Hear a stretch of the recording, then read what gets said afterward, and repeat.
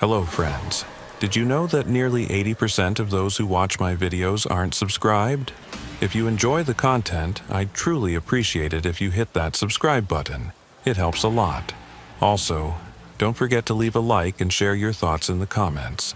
Your interaction not only supports the channel's growth, but also helps these stories reach more people. Thank you all for being here. By the way, where are you watching from? Let me know in the comments.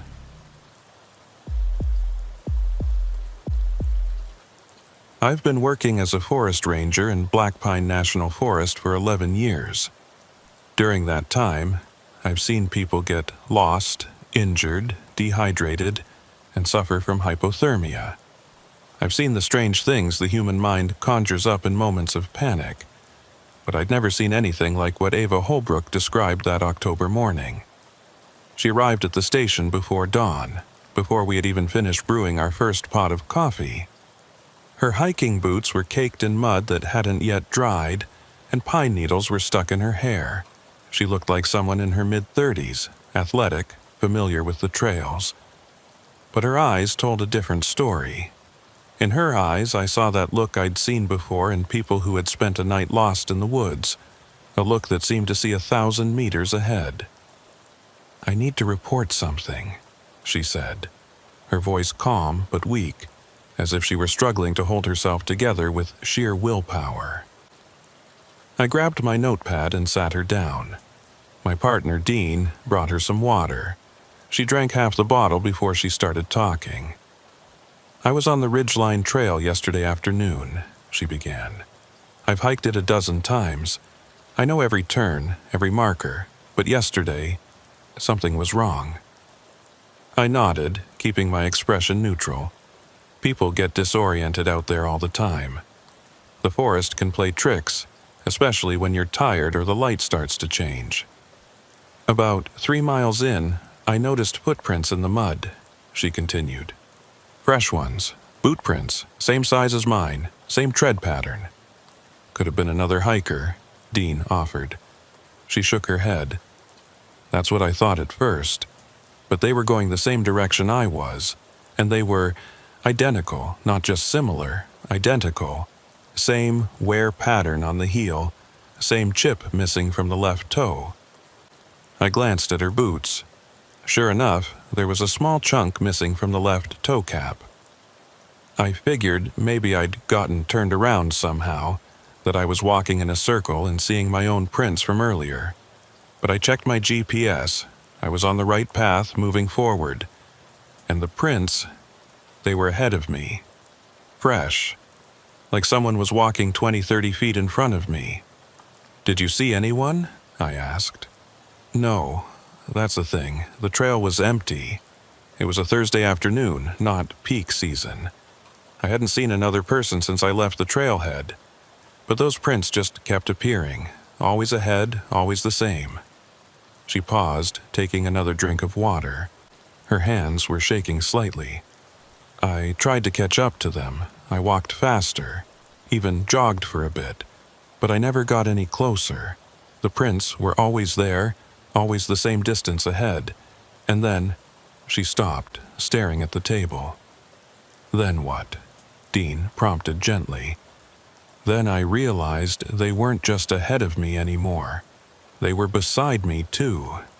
On both sides of the trail, in the mud, in patches of soft dirt, even on a fallen log I'd just stepped over. My prints, everywhere. Like I was walking alongside myself. Like there were 3 or 4 of me out there all walking the same path." I exchanged a glance with Dean. This wasn't standard disorientation. This was something else. "What did you do?" I asked. "I panicked, I'll admit that. I stopped walking and just stood there trying to make sense of it, and that's when I heard it." "Heard what?" "Footsteps, behind me. The same rhythm as mine, the same weight." I turned around, and there was nothing there, just the trail, empty, but the footsteps kept coming. Closer. I could hear them in the leaves and the gravel, getting closer. She looked up at me, and I saw real fear in her eyes. I ran. I don't know how far. I just ran until I couldn't hear them anymore, until I found a service road and followed it out. I didn't stop until I hit the highway. I took down the rest of her information. Her car was still parked at the Ridgeline trailhead. She'd walked 5 miles along the highway to reach town, and told her we'd check it out. After she left, Dean looked at me. "What do you think?" "I think she was scared," I said. "Whether there's a reason for it or not, we need to check the trail." We headed out an hour later, taking one of the ATVs to the Ridgeline trailhead. Her car was there, a blue Subaru parked alone in the gravel lot. The trail started at the north end, marked by a weathered wooden sign. It was a clear morning, the kind where sound carries. Birds called from the trees, and I could hear a stream somewhere in the distance. Normal. Everything felt normal. We walked the trail, Dean in front, me behind. The path was well maintained, wide enough for 2 people to walk side by side. The forest pressed in on both sides, dense with pine and Douglas fir, the understory thick with ferns and sallow. About a mile in, Dean stopped and pointed down. "Here." Footprints in a patch of mud, clear and distinct. Boot prints, women's size, maybe 7 or 8. They headed north, the same direction we were going. We kept walking. More prints appeared every few hundred feet, always in the muddy spots, always heading north. Nothing unusual about that. This was a popular trail. But then Dean stopped again, and this time his expression was different. "That's weird," he said. 2 sets of prints, side by side. Identical, same boots, same size, same wear pattern. Like someone had walked the trail twice, perfectly parallel, at the exact same time. We followed them. The 2 sets continued for maybe 50 yards, then split. One went straight, staying on the trail. The other veered off to the left, cutting through the underbrush before rejoining the trail 20 feet ahead.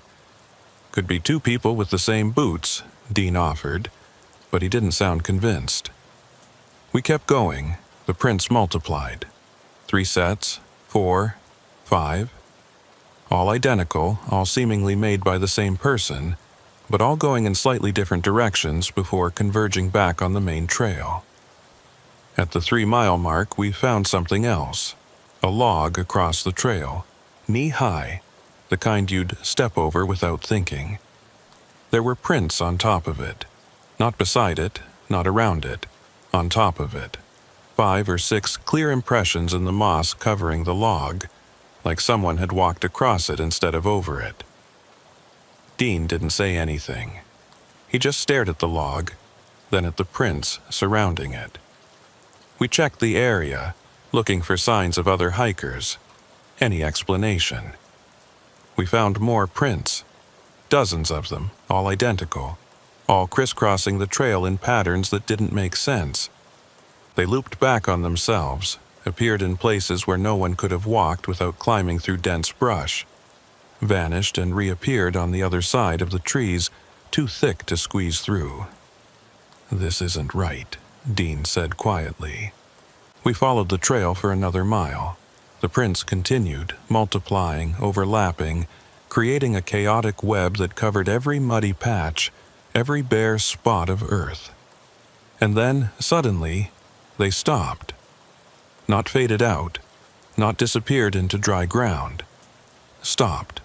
The last set of prints was at the edge of a small clearing halfway across. 5 distinct impressions, all identical, all pointed toward the center of the clearing. And then, nothing. The clearing was covered in soft, damp earth, perfect for holding prints. But the far side was unmarked, smooth, like whoever made those prints had simply ceased to exist in the middle of the clearing. We searched the area for an hour. No more prints. No signs of anyone leaving the trail. Nothing.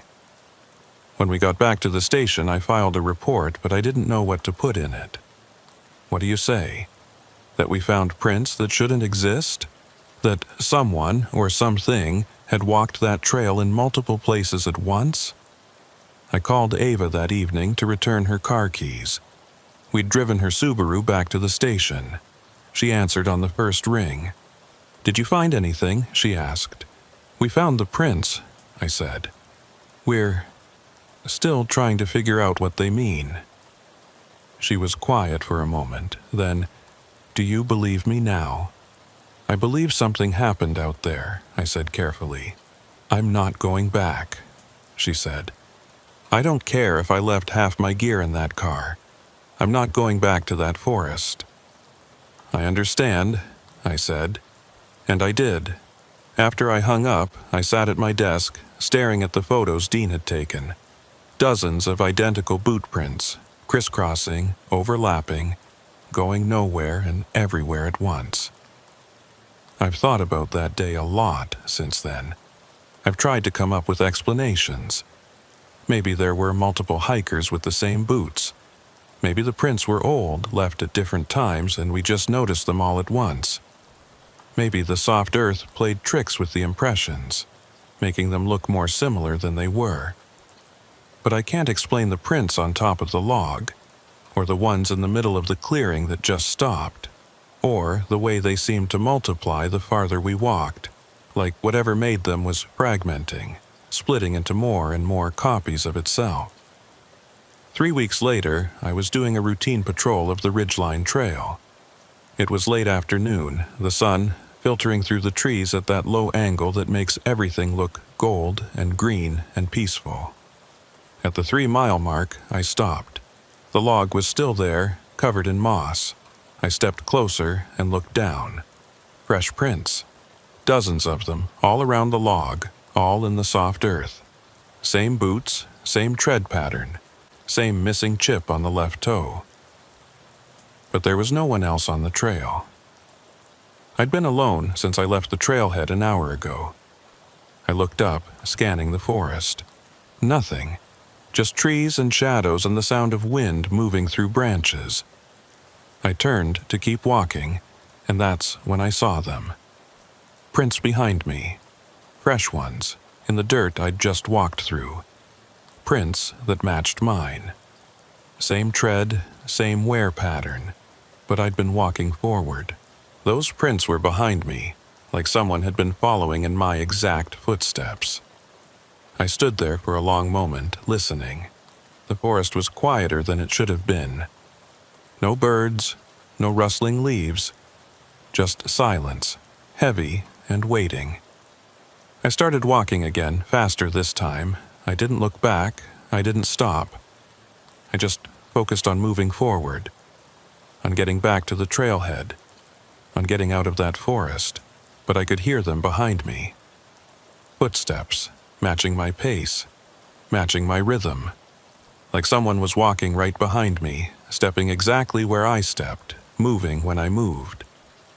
I didn't turn around. I don't know why, but some instinct told me not to look, not to acknowledge what was there. So I just kept walking, kept moving, even when the footsteps sounded like they were only a few feet behind me. Even when I could almost feel breath on the back of my neck. I made it back to the trailhead, got in my truck, drove back to the station. And I didn't tell Dean, didn't file a report, because what would I say? That I'd felt something following me? That I'd heard footsteps that shouldn't exist? But I've stayed away from the Ridgeline Trail since then. When hikers ask for recommendations, I steer them toward other paths. When someone reports unusual activity near that area, I send Dean or one of the other rangers to check it out. I tell myself it was nothing, that I was tired, that my mind played tricks, that there's a rational explanation for all of it. But late at night, when I'm alone in my cabin at the edge of the forest, I sometimes hear footsteps outside. My footsteps, my rhythm, my pace, walking circles around the cabin, getting closer with each pass. And I wonder if Ava Holbrook was right, if she was smart to stay away, if she understood something I'm only now beginning to grasp. That sometimes in these woods you're not alone, even when you think you are, even when you should be. And sometimes the thing walking beside you, behind you, ahead of you in the trail. Sometimes it's you. Last week, a hiker came into the station. Young guy, maybe 25, carrying a backpack and looking a bit shaken. He said he'd been on the Ridgeline Trail just for a day hike, and he'd found something strange. There were boot prints everywhere, he said. All over the trail, all identical. Like someone had walked the same path 100 times. Or like 100 people with the same boots all walked it at once. I felt my stomach tighten. "What did you do?" I asked. "I followed them," he said. "For about a mile, and then I saw..." He hesitated. "This is going to sound crazy." "Tell me." "I saw someone on the trail ahead of me. Just for a second, a woman, I think. Same height as me, same build, even wearing the same color jacket. She was just standing there looking back at me. And then she turned and kept walking. But the weird thing was, she was walking the same way I walk. Same stride, same pace, like she was copying me." "Did you catch up to her?" I asked, though I already knew the answer. "No. Every time I got close, she was further ahead. And then..." He shook his head. "Then I saw another one. Another person who looked like me, off to the side in the trees. And then another. By the time I decided to turn back, there were 4 or 5 of them, all around me, all walking the same way I walk." He looked at me, searching my face for something. Reassurance, maybe. Or just confirmation that he wasn't losing his mind. "You did the right thing, turning back," I said. He nodded, then left. And I sat there, staring at my computer screen, at the incident report I'd never filed about Ava Holbrook, about my own experience on that trail. I thought about adding this new report to it, creating a file, making it official. But what good would that do? What would I even say? Instead, I pulled up a map of the forest and marked the Ridgeline Trail in red. A warning for myself, if no one else, a reminder to stay away. Because I'm starting to understand something about that trail, about that part of the forest. Something that doesn't fit into any manual or training guide. Something that exists in the spaces between what we know and what we can prove. The forest isn't empty. It never has been. And sometimes, when you walk into it, you're not the only version of yourself out there. Sometimes you're walking alongside echoes, or shadows, or something else that wears your shape and follows your footsteps. And sometimes those echoes don't stay behind you. Sometimes they get ahead. Sometimes they wait. I don't go to the Ridgeline Trail anymore. And I don't recommend anyone else does either. When people ask why it's not on our list of suggested hikes, I tell them it's due to erosion, or bear activity, or some other official-sounding reason. But the truth is simpler and more terrible. The truth is that some trails don't just lead through the forest. They lead somewhere else, somewhere that exists parallel to the world we know. And if you walk them long enough, if you follow the prints far enough, you might find yourself slipping between those worlds. You might find yourself becoming one of the echoes. One more set of identical prints on a trail that no longer knows the difference between you and your shadow. Ava Holbrook was smart to run. That hiker last week was smart to turn back. And I'd be smart to forget any of this ever happened. But I can't, because every time I'm alone in the forest, every time I hear footsteps that match my own, I remember that clearing where the prints stopped. I remember standing there looking at those 5 perfect impressions pointing toward the center, ending in smooth, unmarked earth. And I wonder if that's what happens at the end. If you walk far enough, follow your own footsteps long enough, do you just stop? Do you disappear into the soft ground, leaving nothing but prints behind? Or do you become something else, something that walks the trail forever, copying the footsteps of whoever comes next? I don't know, and I don't want to find out. but sometimes, late at night, I hear them outside my cabin. Footsteps, my footsteps, walking in circles, getting closer, and I wonder how much longer I have before I join them, before I become just another set of prints on a trail that leads nowhere and everywhere at once, before I become the thing that follows. The call came in at 11:47 p.m. on a Saturday in late June. I remember the exact time because I was staring at the clock on the microwave, heating up leftover chili, when the radio crackled to life. "Base, this is campground host at Meadow Loop. We've got a situation here. Multiple noise complaints from Site 47. Campers are reporting screaming." I grabbed the radio. "This is Ranger Tate. What kind of screaming?" There was a pause, long enough that I thought I'd lost the signal, then, "The kind that sounds like someone's getting killed." I was out the door in under 2 minutes, still pulling on my jacket as I climbed into the truck. Meadow Loop was the largest campground in Pinehurst State Forest, 90 sites spread across 3 loops of paved road, all of them full on summer weekends. Site 47 was near the back, tucked into a corner where the forest pressed close. I'd worked at Pinehurst for 7 years. I'd broken up fights, dealt with drunk campers, chased off bears, and once talked down a guy who was threatening his girlfriend with a hatchet. I thought I'd seen it all, but something about the host's voice on the radio, the way he'd hesitated before describing the screaming, made my stomach tight. The drive took 12 minutes. When I pulled up to the host's station, Wyatt was standing outside, flashlight in hand, looking toward the back loop. He was in his 60s, a retired teacher who'd been hosting at Meadow Loop for longer than I'd been a ranger.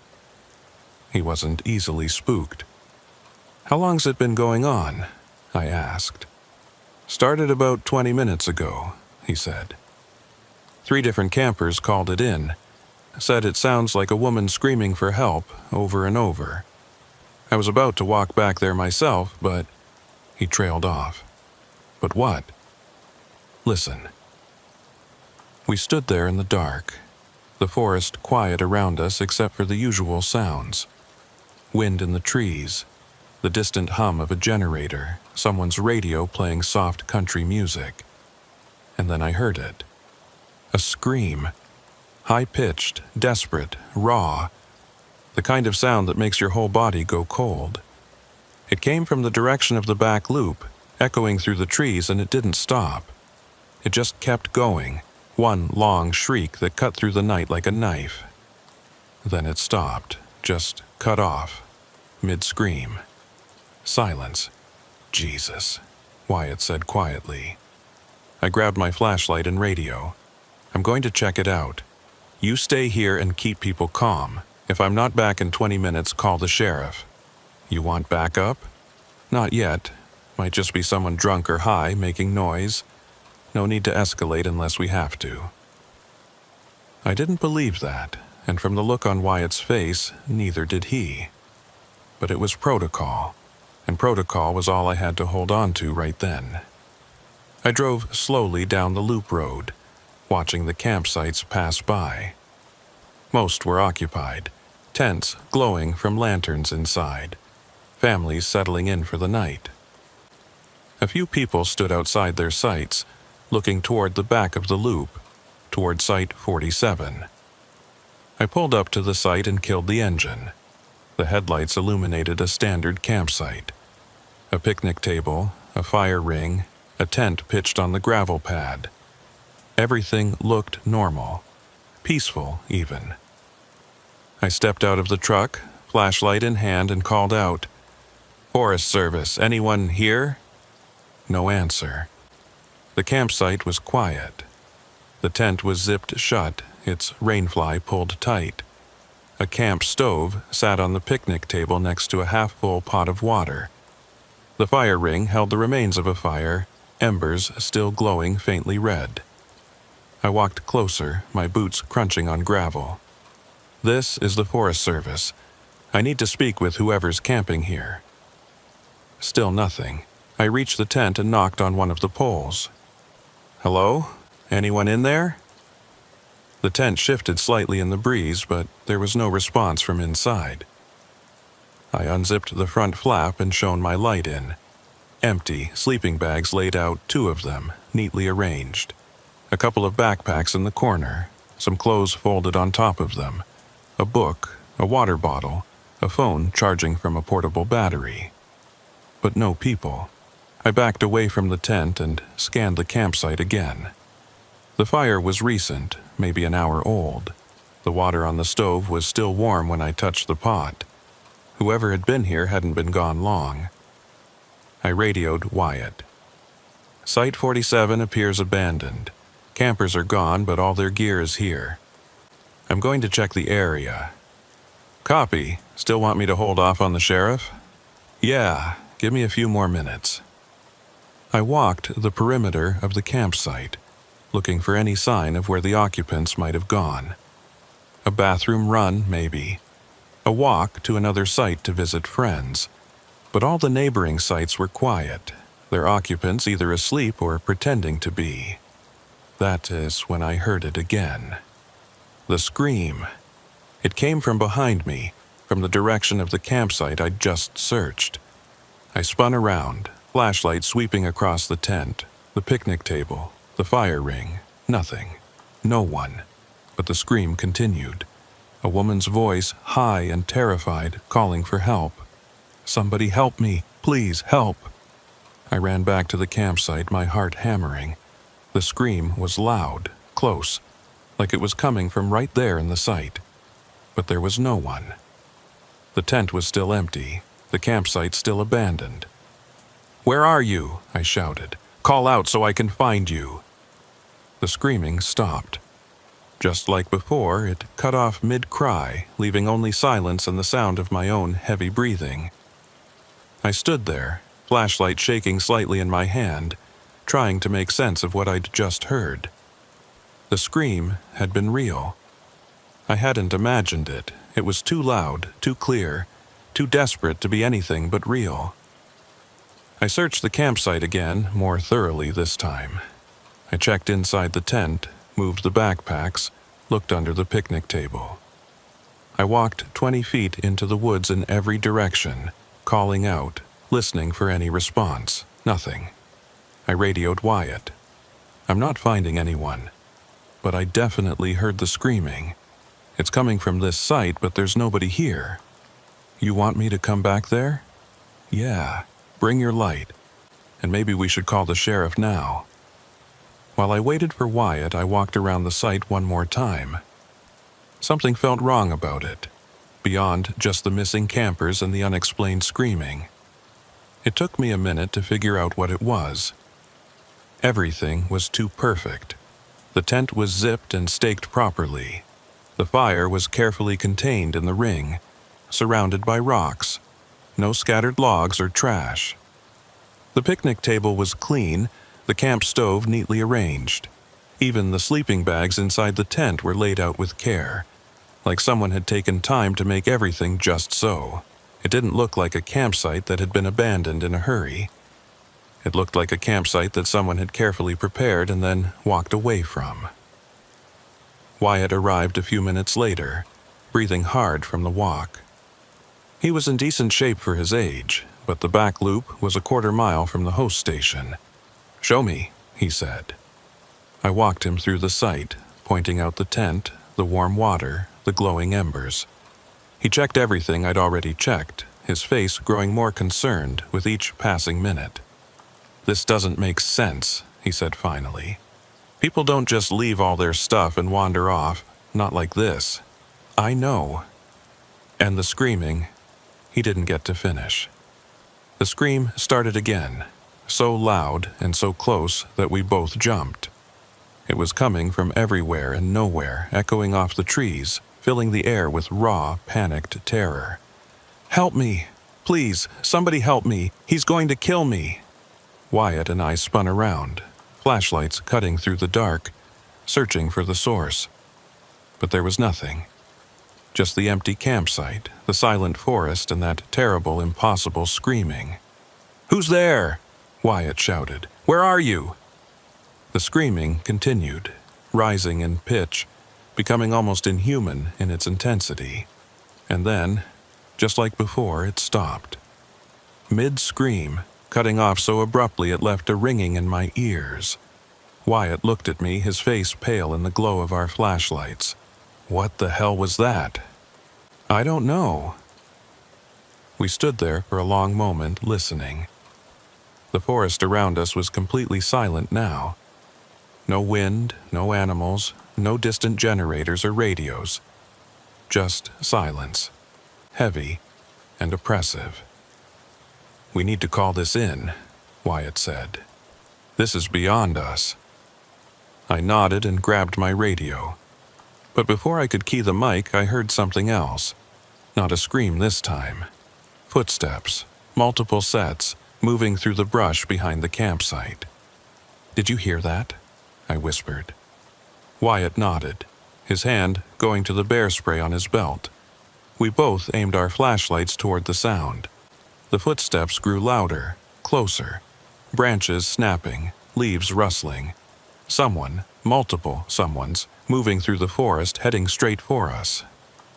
"Forest Service," I called out, my voice stronger than I felt. "Identify yourself." The footsteps stopped. The forest went silent again.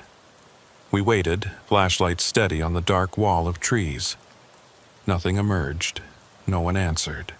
"Maybe they ran off," Wyatt said quietly. "Maybe." But I didn't believe it. Whatever had been moving through those trees hadn't sounded like someone running away. It had sounded like something approaching. I keyed my radio. "Dispatch, this is Ranger Tate at Meadow Loop Campground, Site 47. I need Sheriff's Department backup and possibly search and rescue. We have missing campers and some kind of disturbance. Unknown origin." The radio crackled. "Copy that, Ranger Tate. Sheriff's en route. ETA 20 minutes. 20 minutes. It felt like an eternity. Wyatt and I stayed at the campsite, standing back to back, flashlights sweeping the tree line. The silence pressed in around us, thick and waiting. Every few minutes I'd call out, asking if anyone was there, asking if anyone needed help, but there was never any answer. At 12:31 a.m., the screaming started again. This time it was different. Instead of one voice, there were multiple voices, all screaming at once, overlapping, creating a cacophony of terror that seemed to come from every direction. "Help us! Please, God, no! Somebody help! He's killing us!" The voices were distinct but identical, like the same recording played from multiple speakers surrounding the campsite. They rose in volume, becoming deafening, and Wyatt actually covered his ears. I forced myself to keep my flashlight steady, to keep searching for the source. The beams of light caught nothing but trees and shadows. No people, no speakers, no explanation. And then, as abruptly as it started, it stopped, all of it. Every voice, every scream, cutting off in perfect unison, leaving only silence and the sound of my pulse pounding in my ears. "This is wrong," Wyatt said, his voice shaking. "This is all wrong. We need to get out of here. We can't leave, not until—" "I don't care about protocol," he interrupted. "Something is very wrong with this place. We need to leave, now." Before I could respond, I heard something new. Not screaming, not footsteps. Laughter. Soft, distant, almost childlike. It drifted through the trees, circling the campsite, never quite close enough to pinpoint but never far enough to ignore. Wyatt grabbed my arm. "Please, let's go." I wanted to argue. I wanted to stay, to figure out what was happening, to find the missing campers. But the fear in Wyatt's eyes, combined with my own growing sense of dread, made the decision for me. "Okay," I said, back to the truck. We walked quickly, not quite running but close. The laughter followed us, staying just at the edge of our flashlight beams. When we reached my truck, I got us both inside and locked the doors, feeling foolish but unable to stop myself. "What are we going to tell the sheriff?" Wyatt asked. "The truth, that there's an abandoned campsite, missing campers, and something we can't explain." We sat there, engine running, heater on despite the summer night, waiting for backup. The campsite behind us looked peaceful in the glow of my headlights. The tent, the picnic table, the dying fire, all perfectly normal, perfectly innocent. But I could still hear it, faint through the closed windows. The laughter echoing through the trees, getting closer.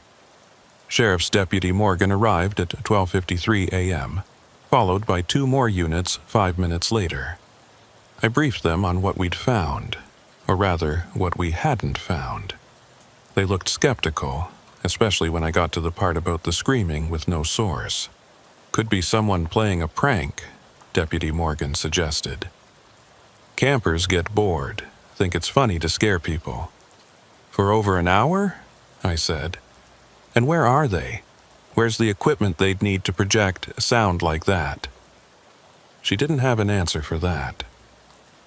The deputies searched the campsite while Wyatt and I watched from the truck. They went through everything, checked every piece of gear, searched the surrounding woods with powerful spotlights. They found exactly what we'd found. Nothing.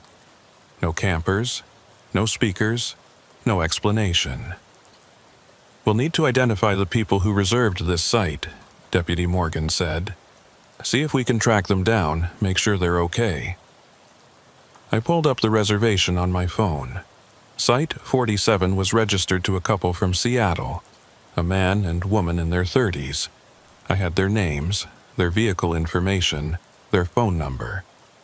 Deputy Morgan tried calling. It went straight to voicemail. "We'll run their plates, see if we can locate their vehicle," she said. "In the meantime, we'll keep a unit here overnight, make sure nobody comes back to disturb the site. If this turns into a missing persons case, we'll need to preserve potential evidence." I nodded. It was the right call, the logical call. But something about it felt wrong. Something about treating this as a standard missing persons case, when nothing about it was standard. As the deputies continued their work, I walked back to the campsite one more time. I'm not sure why. Maybe I was looking for something I'd missed, some detail that would make all of this make sense. The fire had gone out completely now, nothing but gray ash in the ring. The water on the camp stove had gone cold. The tent flap moved slightly in a breeze I couldn't feel. I stood there, in the center of the campsite, and I listened. Really listened. The way you do when you're alone in the woods, trying to hear what the forest is telling you. At first there was nothing, just the normal sounds returning. Wind, distant voices from the deputies, an owl somewhere in the darkness. But then I heard it. Faint. So faint I almost missed it. A whisper coming from the tent. "Help!" I froze, every muscle in my body tensing. The whisper came again, barely audible, like someone speaking their last breath. "Help us, please." I should have called for the deputies. I should have backed away, gotten help, done everything by protocol, but I didn't. I stepped forward toward the tent, toward that desperate whisper. "Who's there?" I said quietly. "Where are you?" The whisper continued, a loop of the same words, over and over. "Help us. Please, help us. Please." I reached for the tent flap, my hand shaking. I pulled it back slowly, shining my flashlight inside. Empty. Just like before. The sleeping bags, the backpacks, the charging phone. No one there. But the whisper continued, surrounding me now, coming from inside the tent, from the woods, from the ground beneath my feet.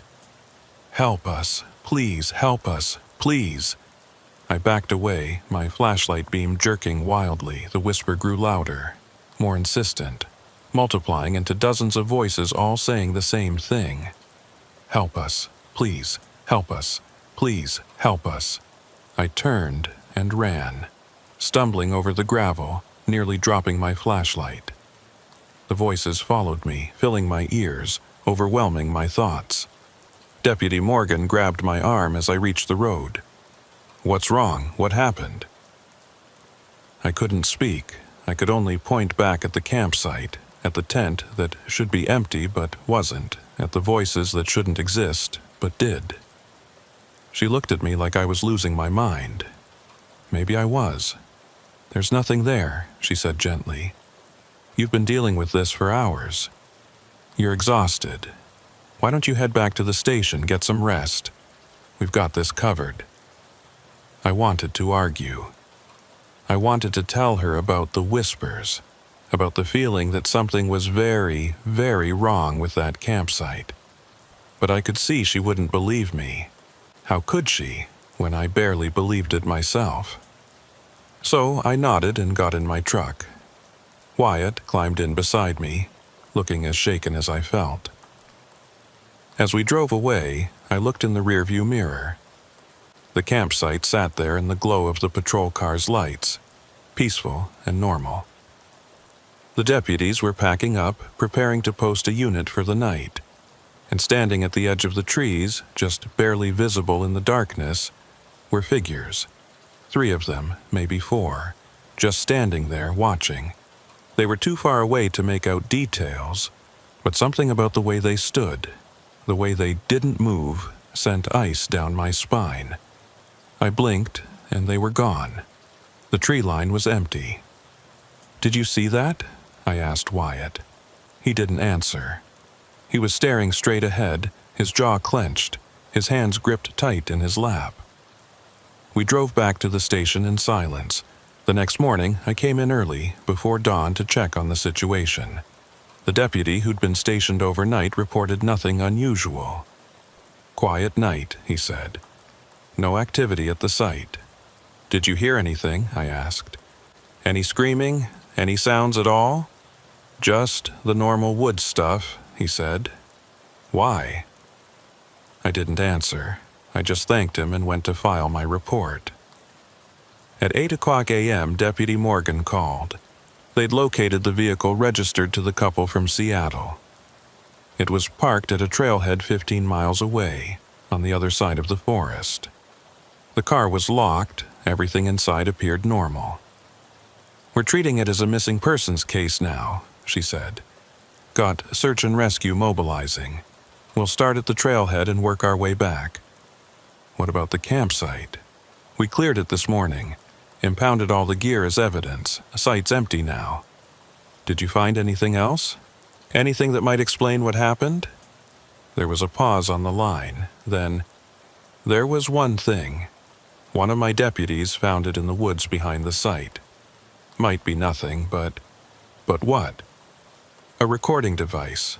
Small, battery-powered, hidden in the underbrush. Had a loop of screaming sounds on it, set to play at random intervals." My stomach dropped. "So, it was a prank?" "Looks that way. Some kids, probably, thought it would be funny to scare campers. We're checking it for prints, but I doubt we'll find anything useful." I thanked her and hung up, but I couldn't shake the feeling that something was wrong with that explanation. The recording device, convenient as it was, didn't explain everything. It didn't explain the whispers in the tent, or the figures at the tree line, or the way the voices had seemed to come from everywhere at once. But I kept those thoughts to myself. I filed my report, marking it as a missing persons case with a possible prank element, and tried to move on. The couple from Seattle turned up 3 days later. They were found by search and rescue, disoriented and dehydrated, 10 miles from where their car was parked. They'd gotten lost on a day hike, they said, taken a wrong turn, and ended up in a part of the forest they didn't recognize. By the time they realized they were lost, it was getting dark, and they decided to shelter in place rather than risk walking in the dark. They were fine, physically. Shaken, dehydrated, a bit banged up from sleeping rough, but fine. But when I went to interview them to ask about their campsite, about why they'd left all their gear, they looked at me with confusion. "We didn't leave anything at a campsite," the man said. "We weren't camping. We were day hiking. That's why all our stuff was in the car." "But Site 47 at Meadow Loop," I said. "It was reserved under your names. There was a tent, sleeping bags, everything." They exchanged a glance. "We didn't reserve a campsite," the woman said slowly. "We were only planning to be in the area for the day. We were staying at a hotel in town." I pulled up the reservation on my phone and showed them. There it was, clear as day. Their names, their vehicle information, their phone number. "That's not us," the man said. "I mean, that's our information, but we didn't make that reservation." "Someone used your information to book the site?"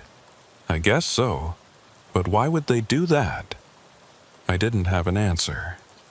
I thanked them and let them go, then spent the next hour cross-referencing the reservation. The credit card used belonged to the couple, but when I called the bank, they confirmed that there had been no charge. The reservation existed in our system, but no payment had been processed. It was as if someone had created a phantom reservation, using real people's information, but without actually booking anything. I called the tech support for our reservation system, but they had no explanation. "Sometimes glitches happen," they said. "Data gets corrupted. Entries appear that shouldn't exist. It's rare, but it happens." I didn't believe that any more than I believed the recording device explained the screaming. I went back to Meadow Loop that afternoon, to Site 47. It had been cleared out, the gear impounded, the site cleaned and prepared for the next camper. It looked normal, peaceful, the picnic table, the fire ring, the gravel pad where the tent had been.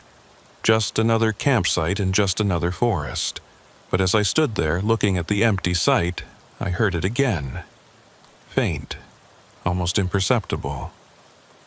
A whisper carried on the wind. "Help us." I turned, searching the tree line, but there was nothing there. Just trees and shadows and the sound of my own heartbeat. I got back in my truck and drove away, and I didn't look back. That was 3 months ago. Site 47 has been rented dozens of times since then, to families and couples and solo campers. As far as I know, no one's reported anything unusual. No screaming, no whispers, no missing people. But I've stopped doing patrols in that part of the campground. When someone reports a problem at one of the back loop sites, I send another ranger. I tell myself it's because I'm busy, because there are other areas that need attention. But that's not the truth. The truth is that I'm afraid. Afraid of what I might hear if I go back there. Afraid of what I might see standing at the edge of the trees. Watching. Waiting. Afraid that one night I'll be the one screaming from an empty campsite and no one will come to help. Because whatever was there that night, whatever created those sounds and that phantom reservation and those figures in the darkness, I don't think it was a prank. I don't think it was a glitch. I think it was something else. Something that wanted to be found but couldn't be, something that screams for help from a place we can't reach. And I think it's still there, at Site 47, waiting for the next person to hear its call. Wyatt quit 2 weeks after that night. Said he was ready to retire, that hosting was getting to be too much for him. But I know the real reason.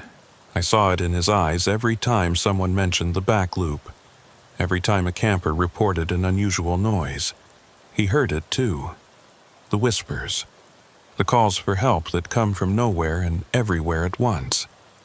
Sometimes, late at night, when I'm alone at the station, I listen to the recording that Deputy Morgan's team found in the woods. The one with the screams on it. It's been logged as evidence, stored digitally in the case file. I tell myself I'm listening for clues, for something that might explain what happened. But really, I'm listening because I need to know. I need to understand. The recording is crude, obviously fake. A loop of screaming sounds, probably downloaded from the internet, played through a cheap speaker. It sounds nothing like what we heard that night.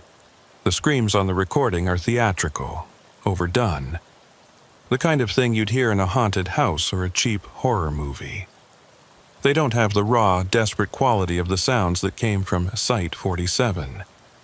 They don't have the same weight, the same presence. Whatever we heard that night, it wasn't on that recording. I know I should let it go. I know I should file the case away and move on. The couple was found safe, the missing persons case was closed, and there's a perfectly reasonable explanation for everything that happened. But I can't stop thinking about the tent, about the sleeping bags laid out so carefully, the charging phone, the personal belongings arranged just so, about the campsite that existed and didn't exist, reserved by people who never made a reservation, about the whispers that came from an empty tent, begging for help. And I can't stop wondering, if it wasn't the couple from Seattle camping at that site, then who was it? Who set up that tent? Who built that fire? Who left those sleeping bags laid out like they were waiting for someone to come to bed? Or worse, was anyone there at all? Sometimes I think about going back, walking out to Site 47 at night, alone, and just listening, really listening the way I did that night. When I heard the whispers, maybe I'd hear nothing. Maybe I'd prove to myself that it was all just exhaustion and fear and imagination running wild. Or maybe I'd hear them again. The voices, the calls for help. Maybe I'd finally understand what they were trying to tell us. But I don't go, because I'm afraid that if I do, if I go back there and listen hard enough, I'll hear something else. Something worse than screaming, worse than whispers. I'll hear silence. The kind of silence that means they've stopped calling for help because they know no one's coming. The kind that means they've given up, disappeared into whatever dark place they're trapped in. Or the kind that means they're not calling anymore because they've found a way out, and they're already here. Last week, a family camping at Site 47 reported strange sounds in the night. Nothing major, they said. Just whispers, like people talking quietly nearby. They checked the neighboring sites, but everyone was asleep. The whispers continued until dawn, then stopped. The family checked out early, said they didn't feel comfortable staying another night. I didn't ask them what the whispers said. I didn't want to know, but I think I already do. Help us, please help us. Always the same words. Always the same desperate plea. Coming from an empty campsite where no one should be camping. Coming from somewhere we can't see, can't reach, can't help. Coming from Site 47.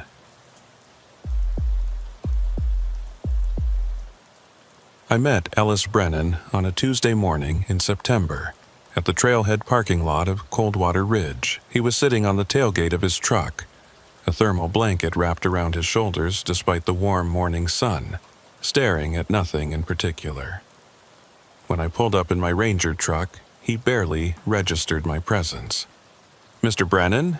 I called out as I approached.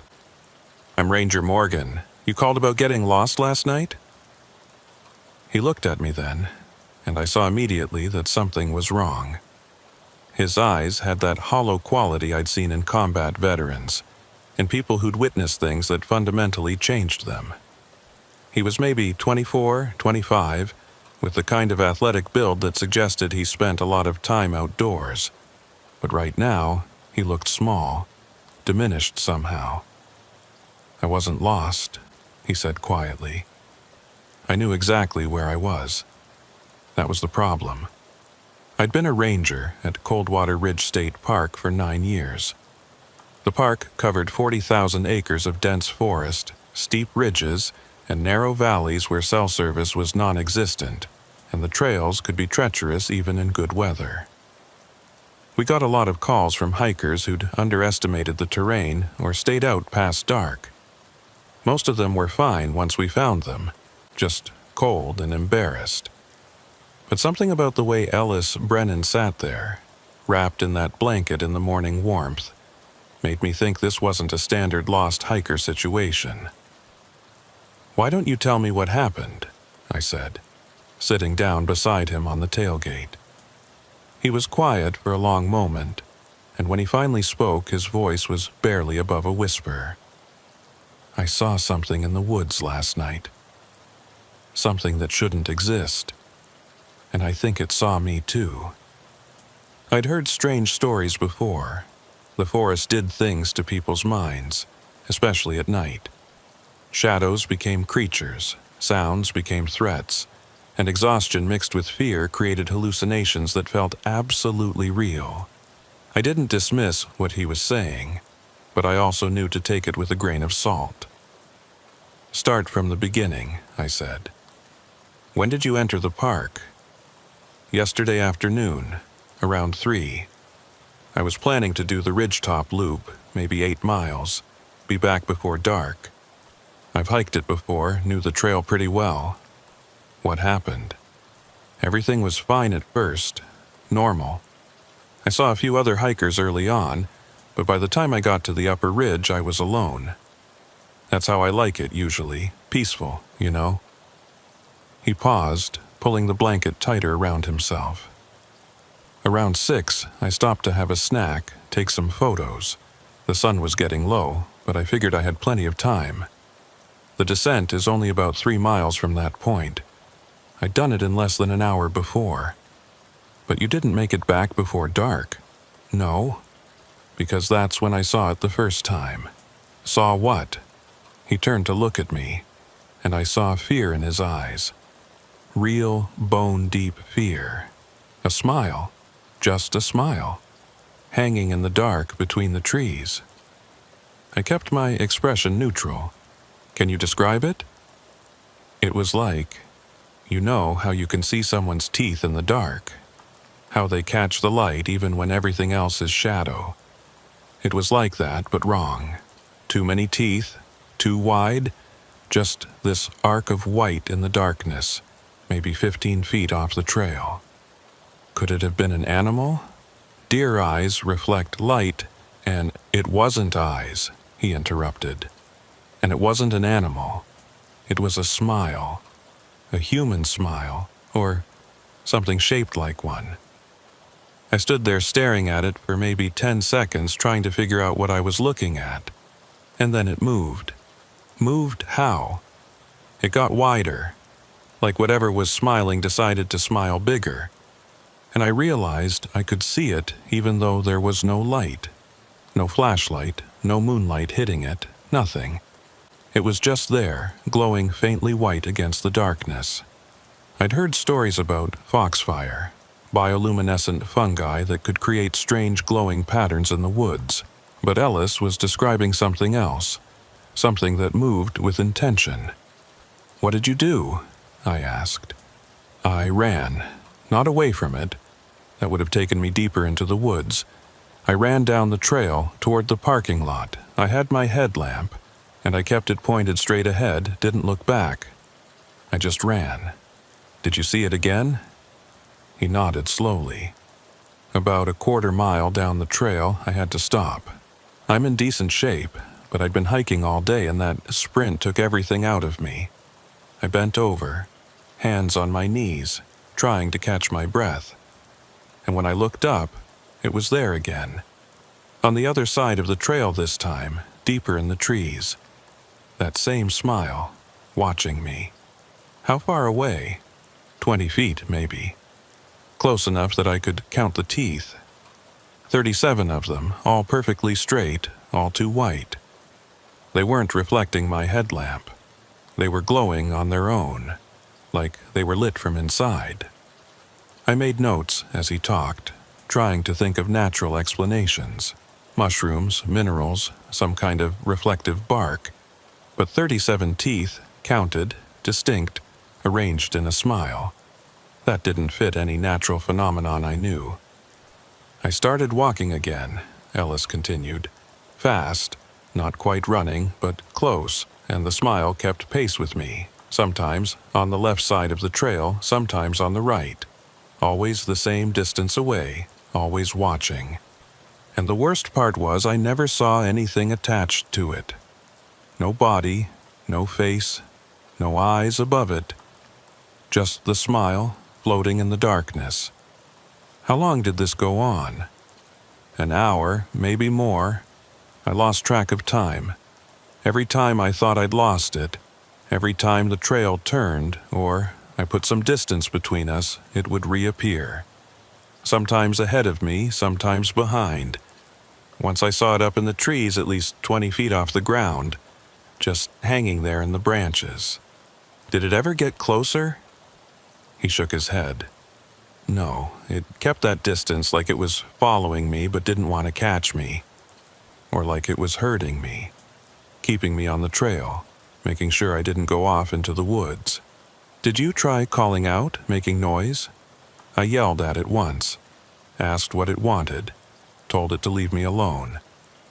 The smile got bigger, wider, until it was impossibly large, 3 feet across, maybe more. And then I heard something. What? Laughter, quiet, distant, like it was coming from far away, but I could tell it was coming from where the smile was. It was laughing at me. I wrote that down, underlining it. Auditory hallucinations were common in stress situations, but combined with the visual element, this was becoming a more complex case. How did you get back to your truck? I asked. I just kept walking. The trail eventually leveled out, and I could see the parking lot lights ahead. As soon as I saw them, the smile disappeared, just vanished, like it had never been there. I made it to my truck, locked myself inside, and sat there until dawn. I couldn't bring myself to drive in the dark, not with that thing maybe out there. But you're okay now, physically. I'm not hurt, if that's what you mean. But I'm not okay. I know what I saw, and I know it wasn't natural. I spent another 20 minutes with him, getting more details, checking him for signs of injury or illness. He was exhausted, clearly traumatized, but otherwise healthy. I gave him some water, some trail mix, and told him I'd investigate the area where he'd seen the smile. "You're going back there?" he asked, looking at me like I'd suggested walking into traffic. "It's my job. If there's something dangerous on that trail, I need to know about it." "It's not dangerous," he said. "Not in the way you're thinking. It didn't try to hurt me. It just watched. But that's worse somehow. The fact that it could have hurt me, could have done anything, but chose to just watch, to follow, to smile." After Ellis left, I radioed back to the station and let them know I was heading up to Ridgetop Loop to investigate.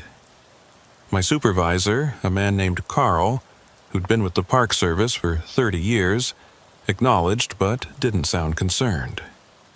"Probably saw an owl," he said. "Light hits those white faces just right, looks like all kinds of things." He said it was teeth, a smile, and he counted them. Exhaustion, fear, imagination, classic combination. Check it out, make sure the trail's safe, but I wouldn't worry too much. I agreed and headed out, though something about Ellis's story stuck with me. The detail about the smile getting wider, the laughter, the way it paced him for over an hour. That wasn't standard hallucination territory, that was something more structured, more deliberate. The Ridgetop Loop was one of our more popular trails, 8 miles of moderate hiking with spectacular views of the valley below. I'd hiked it dozens of times, in every season, in every kind of weather. I knew every switchback, every landmark, every spot where hikers tended to get confused. I reached the upper ridge around noon, the same area where Ellis had stopped for his snack. The forest here was dense, old growth Douglas fir and cedar, with an understory of ferns and Oregon grape. thick enough that the trail formed a corridor through the green, with limited visibility off to the sides. I stopped where Ellis said he'd first seen the smile, about 15 feet off the trail on the left side. I pushed through the underbrush looking for anything that might explain what he saw.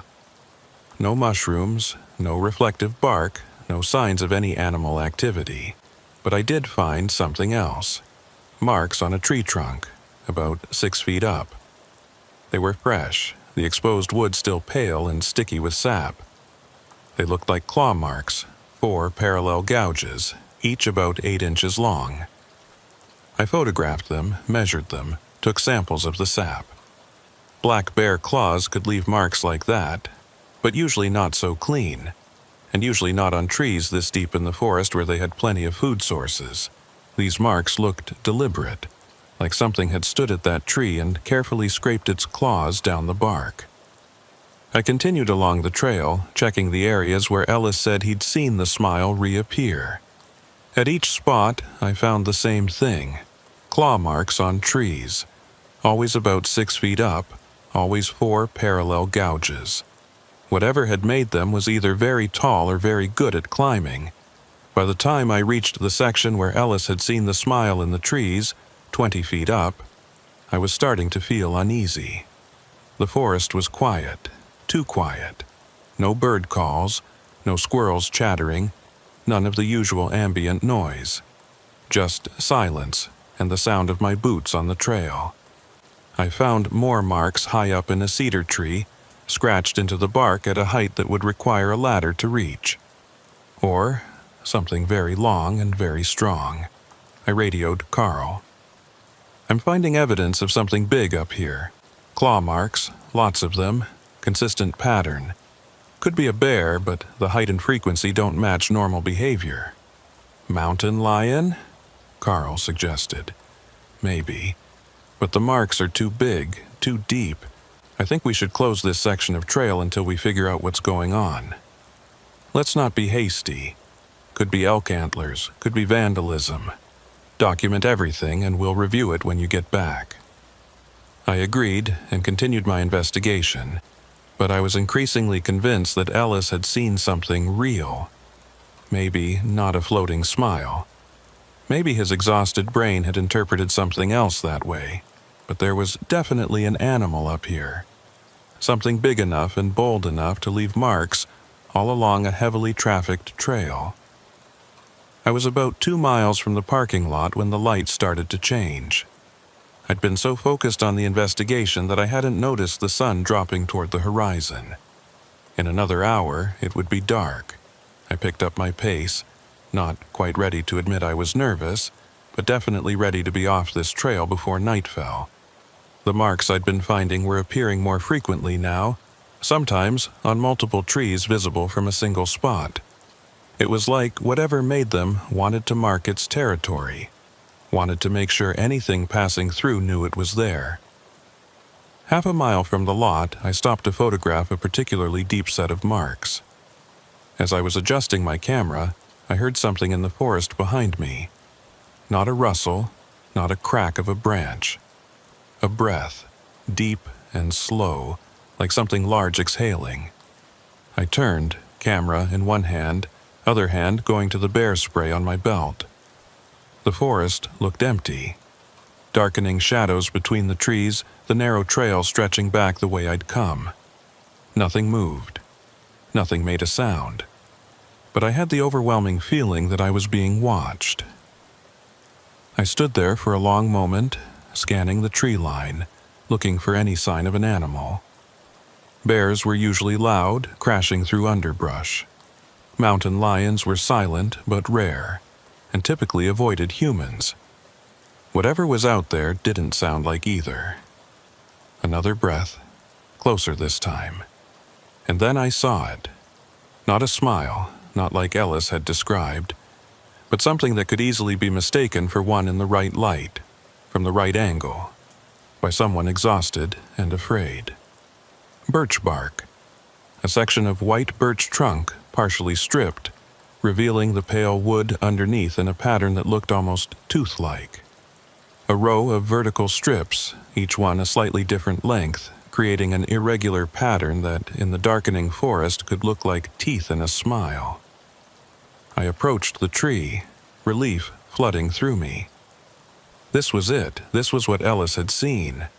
The bark had probably caught moonlight or starlight, created the illusion of glowing white teeth floating in the darkness. I photographed it from multiple angles, documenting how the pattern changed depending on perspective and lighting. From certain angles, with the right amount of darkness behind it, it did look unsettlingly like a smile. But something nagged at me. Ellis had said the smile moved, got wider, appeared in multiple locations. One tree with stripped bark couldn't explain all of that. I examined the surrounding trees. More birch, but none with the same pattern of stripped bark. Nothing that would create that distinctive tooth-like appearance. And the claw marks I'd been finding weren't on birch trees. They were on fir and cedar, trees with thick, rough bark that wouldn't strip in neat vertical patterns. I was considering this inconsistency when I heard it again. The breath, deep and slow. And this time it came from ahead of me, from the direction I was walking. I turned, flashlight now in hand, when had I pulled it out, and swept the beam across the trail ahead. The light caught trees, ferns, the packed dirt of the trail. Nothing else, but the feeling of being watched intensified. It was almost physical now, a pressure on my chest, a tingling at the back of my neck that screamed at me to run. I started walking again, faster now, not caring if I looked scared. The parking lot was close, maybe 20 minutes at normal pace. I could make it in 10 if I pushed. The sun was touching the horizon now, that golden hour right before dark when shadows stretch and deepen and the world begins its transition into night. The worst time to be alone in the forest if you're already on edge. I'd made it maybe 100 yards when I saw it. Not birch bark, not a trick of light. A smile, white and wide, hanging in the shadows between two large cedars. I stopped dead, my flashlight beam fixed on the spot. The smile didn't fade or resolve into something natural. It stayed there, distinct and impossible. A perfect arc of white that seemed to glow faintly in the growing darkness. 37 teeth. I didn't count them consciously, but somehow I knew. The same number Ellis had counted. My rational mind tried to explain it. Mushrooms, minerals, some kind of chemical reaction in the bark. But those explanations felt hollow, even as I thought them. This wasn't natural. This was something else. The smile widened, just like Ellis had described. It didn't move or shift. It just became larger, the arc extending, the teeth multiplying until the smile was impossibly wide, stretching across 3 feet of empty air. I backed away slowly, keeping my light on it, not daring to turn my back. The smile held steady, watching me, waiting. And then I heard the laughter. Soft, distant, coming from everywhere and nowhere. It wasn't human laughter, not quite. It had the rhythm and cadence of human laughter, but the tone was wrong, like it was coming from a throat that wasn't shaped quite right. I ran. There's no pride in admitting it, but I ran. Down the trail, flashlight beam bouncing wildly, my pack slamming against my back. Behind me, the laughter grew louder, more distinct, and I knew without looking that the smile was following. I didn't see it again, didn't look back to confirm it was there. But I felt it, that presence, that watching thing pacing me through the forest, keeping up effortlessly while I gasped and stumbled and pushed my body past exhaustion. The parking lot lights appeared ahead, harsh and artificial and beautiful. I burst out of the tree line at a full sprint and didn't stop until I reached my truck. Once inside, doors locked, engine started, I sat there shaking, trying to catch my breath. The trail entrance was empty. Dark trees, deep shadows, the narrow opening where the path began. Nothing moved, Nothing smiled. But I knew it was there, just beyond the reach of the parking lot lights, watching, waiting. I drove back to the station, took a long time writing up my report. I documented the claw marks, the stripped birch bark, the signs of large animal activity. I mentioned that I'd experienced some kind of visual phenomenon in the low light, possibly similar to what Ellis Brennan had reported. I didn't mention the smile I'd seen, the one that couldn't be explained by bark or light or exhaustion, the one that had watched me with 37 teeth and laughed as I ran. Carl read the report and made his decision. We'll post some warning signs about bear activity. Recommend hikers carry spray and make noise. But we're not closing the trail. One spooked hiker and some scratches on trees aren't enough to justify it. I wanted to argue. I wanted to tell him what I'd really seen, what Ellis had really seen. But I knew how it would sound. Crazy, irrational. The kind of thing that gets a ranger pulled from field duty for a psychological evaluation. So I nodded and filed the report and tried to forget about the smile in the woods. But I couldn't. 3 days later, another hiker came into the station with a similar story. A woman named Brooke, mid-30s, experienced outdoors woman. She'd been on the ridgetop loop at dusk and had seen something she couldn't explain. It was like a row of teeth, she said, just hanging there in the dark, glowing white. I thought maybe it was an animal, but it never moved like an animal. It just watched me, followed me down the trail. I took her report, added it to the file, and brought both reports to Carl. 2 incidents in 1 week, I said. Same trail, same description. We need to take this seriously. Carl looked at the reports, then at me. You think there's something dangerous up there? I think there's something we don't understand up there. And until we do, people shouldn't be hiking that trail alone, especially near dark. He considered this, then nodded. Okay, we'll post warnings, recommend buddy system and daylight hiking only, but we keep the trail open. Unless someone gets hurt, we don't have grounds to close it. It was a compromise I could live with, barely. Over the next 2 weeks, we got 3 more reports, all from the ridgetop loop, all describing the same phenomenon. A smile in the darkness, too many teeth, watching from the trees. One hiker said it had appeared above them, hanging in the branches. Another said they'd seen multiple smiles, 3 or 4, surrounding them as they walked.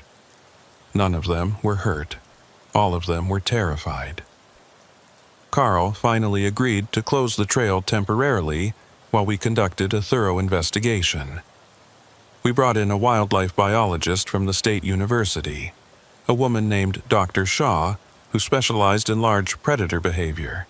She spent 3 days examining the claw marks, taking samples, setting up camera traps along the trail. On the 4th day, she called me out to look at something she'd found. These marks, she said, pointing to one of the deep gouges I'd photographed. They're not from any animal I recognize.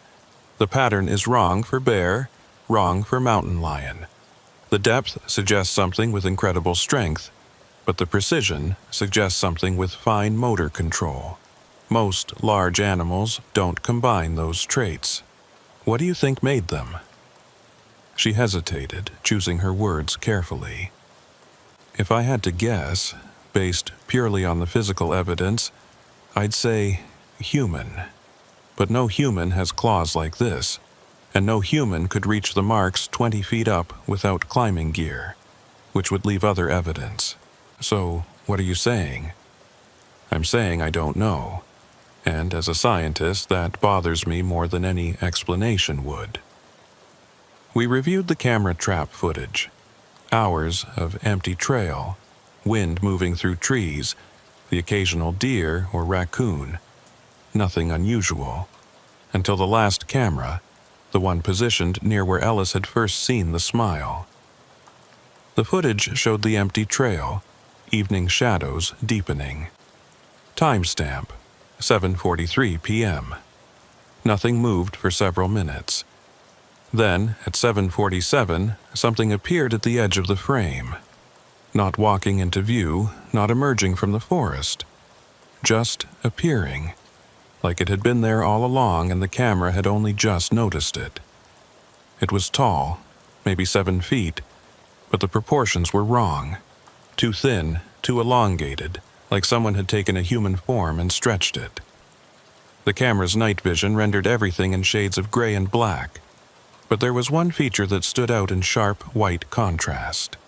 The smile, wide and impossible, glowing faintly even in the infrared spectrum. 37 teeth, perfectly visible, perfectly distinct. The figure stood there for exactly 8 seconds, long enough for us to see it clearly, to count the teeth, to register that this was real, captured on digital media, not a hallucination or a trick of light. Then it turned and looked directly at the camera. The smile grew wider, impossibly wide, and the figure raised one hand in what could only be described as a wave. Then it was gone, not walking away, not moving out of frame, just gone. The spot where it had stood suddenly empty, like it had never been there at all. Dr. Shaw and I watched the footage 3 times in silence. Then she ejected the SD card, put it in a case, and handed it to me. "I'm going to recommend the trail stays closed," she said quietly. "I'm going to recommend you bring in experts from other fields. Anthropologists, maybe. Folklorists. People who study things that aren't supposed to exist. You think this is something paranormal? I think this is something beyond my expertise. And I think whatever it is, it's intelligent, it's aware of us, and it seems to enjoy being seen." The trail stayed closed. The footage was sent to various experts, and we got back a lot of non-answers. The video was genuine, not doctored.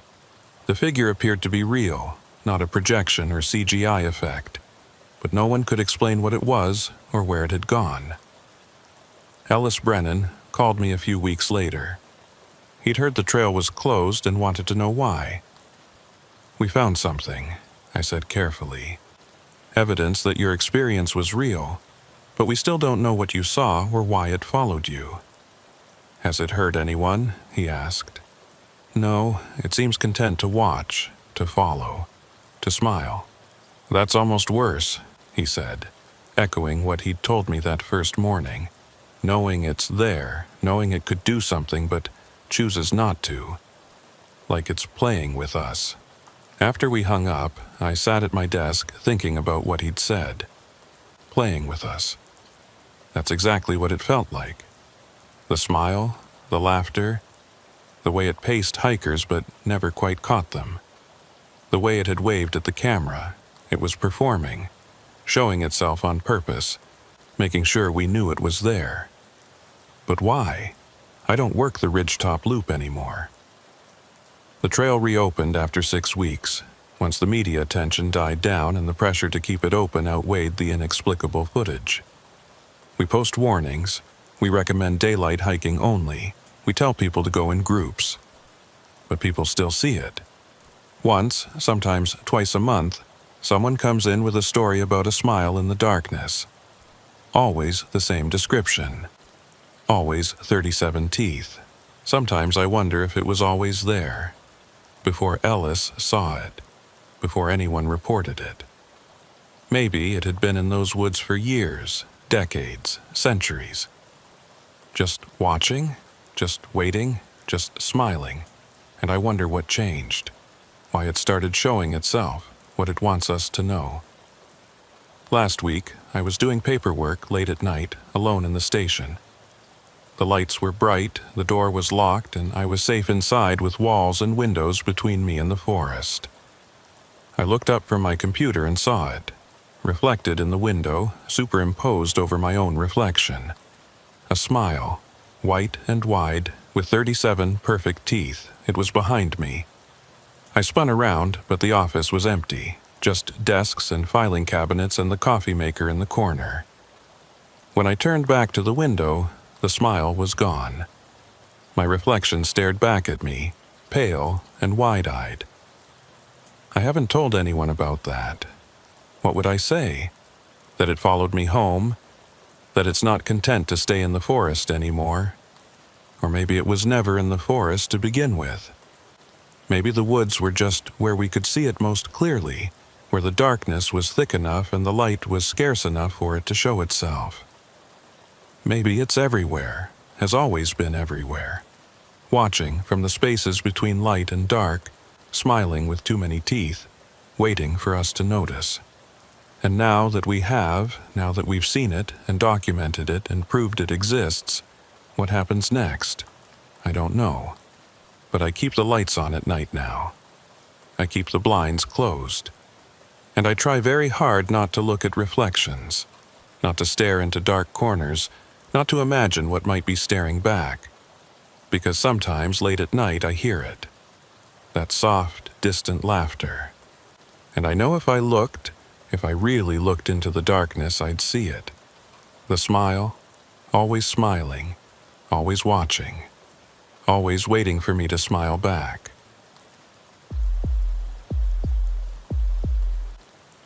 The missing person report came in at 2:17 p.m. on a Thursday in late March. A day hiker named Marcus Webb, 42 years old, hadn't returned from a solo trek into the Cascade River Valley. His wife had dropped him off at the trailhead that morning with plans to pick him up at 5.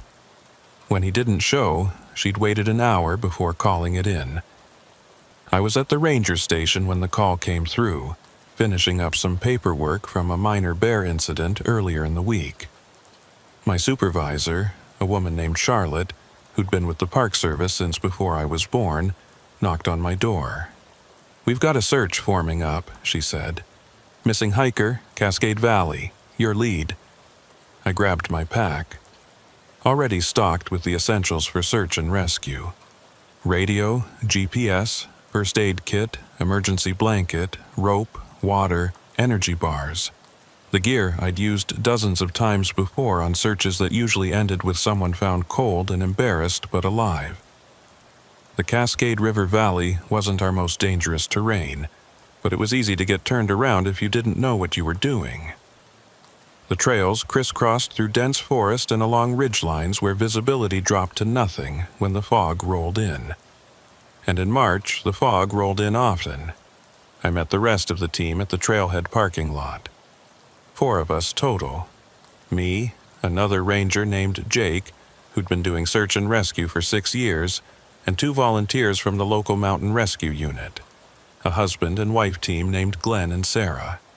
They were in their 50s, both experienced climbers and hikers who volunteered their time to help find lost souls in the wilderness. Marcus Webb's wife was there too, standing by her car, arms wrapped around herself despite the mild afternoon. I approached her while the others geared up. "Mrs. Webb, I'm Ranger Holbrook. We're going to find your husband." She nodded, not quite meeting my eyes. "He knows these trails. He's hiked them before. I don't understand how he could get lost." "Sometimes it's not about getting lost," I said gently. "Could be an injury. Could be he stopped to help someone else. We'll find him." "He has a whistle," she said suddenly. "One of those emergency whistles on his pack strap. He always carries it. If he's in trouble, he'll use it." I made note of that. Emergency whistles were standard gear for hikers, the kind of thing that could save your life if you were injured and couldn't call for help. 3 short blasts was the universal distress signal. We headed out at 2:45 p.m., taking the main trail Marcus had planned to hike. It was an 8-mile loop, moderate difficulty, that climbed through old-growth forest before following a ridgeline and descending back to the parking lot. The weather was clear. Temperature in the low 50s, perfect hiking conditions. We moved at a steady pace, calling out Marcus's name every few minutes, listening for responses. Jake took point, I brought up the rear, with Glenn and Sarah between us. Standard search formation, spread out enough to cover more ground but close enough to maintain communication. The forest was quiet. Early spring, before the real tourist season started. before the woods filled with the sounds of birds and insects and other hikers. Just our voices echoing through the trees and the crunch of our boots on the trail. We'd gone maybe 3 miles when Jake stopped and held up his hand. "Listen." We all fell silent. At first I heard nothing but the wind moving through branches overhead. Then, faint and distant, I heard it. A whistle. 3 short blasts. The distress signal. "That's him," Sarah said. "Has to be." I pulled out my GPS and marked our location. "Where's it coming from?" We stood there, trying to pinpoint the direction. Sound did strange things in the forest, bouncing off trees and rocks, making it hard to tell if something was ahead or behind, left or right. The whistle came again. 3 short blasts, clearer this time. It sounded like it was coming from the east, off the main trail, deeper into the valley. "Marcus!" I called out. "Marcus Webb, can you hear me?" No response. Just the whistle again. Insistent. Repetitive. 3 blasts, pause, 3 blasts, pause. "He must be hurt," Glenn said. Too injured to call out, but able to blow the whistle. It made sense. We adjusted our course, heading off the trail toward the sound. I kept my GPS active, marking waypoints so we could find our way back. The terrain got rougher immediately, the neat, packed dirt of the trail giving way to uneven ground covered in roots and fallen branches. The whistle continued, always ahead of us, always the same pattern. 3 blasts, pause, 3 blasts. We pushed through thick underbrush, climbed over downed logs, and kept calling Marcus's name. "How far off the trail are we?" Jake asked, after about 20 minutes. I checked my GPS. 1/4 mile, maybe a bit more. The signal's coming from... I stopped, staring at the screen.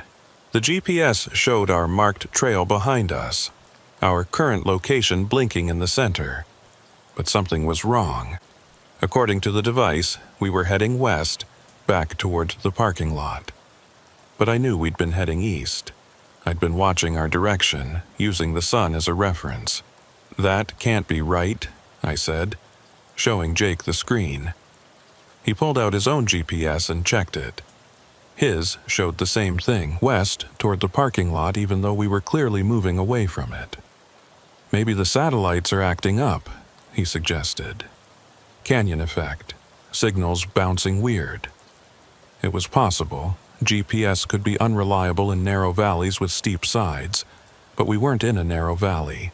We were in a relatively open forest with clear sky above. The whistle blew again, closer now. 3 sharp blasts cutting through the air. "Marcus!" Sarah called. "Keep blowing the whistle. We're coming to you." We kept moving, following the sound. My GPS continued to insist we were heading west, but the sun, low in the sky to my right, told me we were actually heading north. Not east like I'd originally thought. Not west like the GPS claimed. North, paralleling the ridge instead of crossing into the valley. "Something's not right," I said to Jake quietly. "What do you mean?" "The GPS, the direction, the way the sound keeps moving. We should have reached him by now." Jake frowned, looking around at the forest. "You think he's moving? Trying to meet us halfway?" "If he's injured enough that he can't call out, he shouldn't be able to move. Not like this." The whistle came again, still ahead, still the same distance away despite 20 minutes of hiking toward it. Glenn pulled out a compass, the old-fashioned kind with a liquid-filled housing and a magnetized needle. He held it flat, watching the needle spin and settle. Then his face went pale. "What?" I asked, moving closer. He showed me the compass. The needle was spinning slowly, rotating through all points of the cardinal directions without settling. North, east, south, west, north again, continuous motion like it couldn't decide where magnetic north was. "It's broken," Sarah said. "Must have gotten damaged somehow." but Glenn was already pulling out a backup compass from his pack. He held it up, and we all watched the needle do the same thing. Spinning, searching, never settling. "That's not normal," Jake said quietly. The whistle blew again. 3 blasts, loud and clear, close enough that we should be able to see the person blowing it. But the forest ahead was empty. Trees and shadows and undergrowth, no sign of Marcus Webb or anyone else. "Marcus!" I shouted, louder this time. "If you can hear me, blow the whistle twice, 2 short blasts." We waited. The whistle came again. 3 blasts, the exact same pattern, the exact same rhythm. "He's not responding to instructions," Sarah said. "Why wouldn't he change the pattern if he heard you?" "Maybe he's unconscious," Glenn offered. "Maybe he set up something to blow the whistle automatically to attract attention while he's unable to respond." "With what?" Jake asked. "You can't automate a whistle. Someone has to blow it." The whistle sounded again, and this time I realized something that made my stomach drop. It wasn't getting closer. It had been the same volume, the same apparent distance for the entire time we'd been following it. We'd hiked more than half a mile through rough terrain, always moving towards the sound, and it had stayed exactly the same distance away, like it was moving with us, or leading us. "Stop," I said. "Everyone stop." The team halted, looking at me with questions in their eyes. "We're not following a lost hiker," I said. "We're following something else." "What are you talking about?" Sarah asked. "Listen to the whistle. Really listen. Every time it blows, it's the same. Exact same volume, exact same rhythm, exact same pause between repetitions. If Marcus was blowing it, there would be variation. He'd have to breathe between blasts. He might blow harder or softer depending on how tired he is. But this is too perfect, too consistent." As if in response, the whistle blew again. 3 perfect blasts, mechanically identical to every previous series. "So what is it?" Glenn asked. "If it's not Marcus, what are we following?" "I don't know. But our GPS is lying. Our compasses don't work, and we've been walking for 40 minutes without getting any closer to the source. I think we need to head back." "But what about Marcus?" Sarah protested. "He's still out here somewhere. And we won't do him any good if we get lost too. We go back, regroup, call in more resources. We're not equipped for whatever this is." I pulled out my GPS again to find our back track route. The device powered on, showed our position, and then the screen flickered. The map disappeared, replaced by a jumble of pixels that resolved into something that made no sense. According to the GPS, we were standing in the middle of the parking lot. "Jake, check yours." He looked at his GPS and swore. "Same thing. Says we're at the trailhead." "We're at least 4 miles from the trailhead," Glenn said. "How's that possible?" The whistle blew again, and for the first time, it sounded different. Not 3 blasts, 4. 4 short, sharp notes that could almost be laughter. "That's not a distress signal," I said quietly. "That's something else." We all stood there. The forest suddenly feeling much larger and much darker despite the afternoon sun filtering through the trees. The whistle came again. 4 blasts, definitely not the standard pattern. And then we heard something else. Another whistle, off to the left, maybe 50 yards away. 3 blasts, the distress signal, clear and close. Then another from the right. 3 blasts, and another from behind us. 3 blasts. Within seconds we were surrounded by whistles. Dozens of them, all around us, all blowing the distress pattern, all sounding exactly like the first one we'd heard. The forest erupted with the sound, overlapping, echoing, creating a cacophony that made it impossible to think. "What the hell is this?"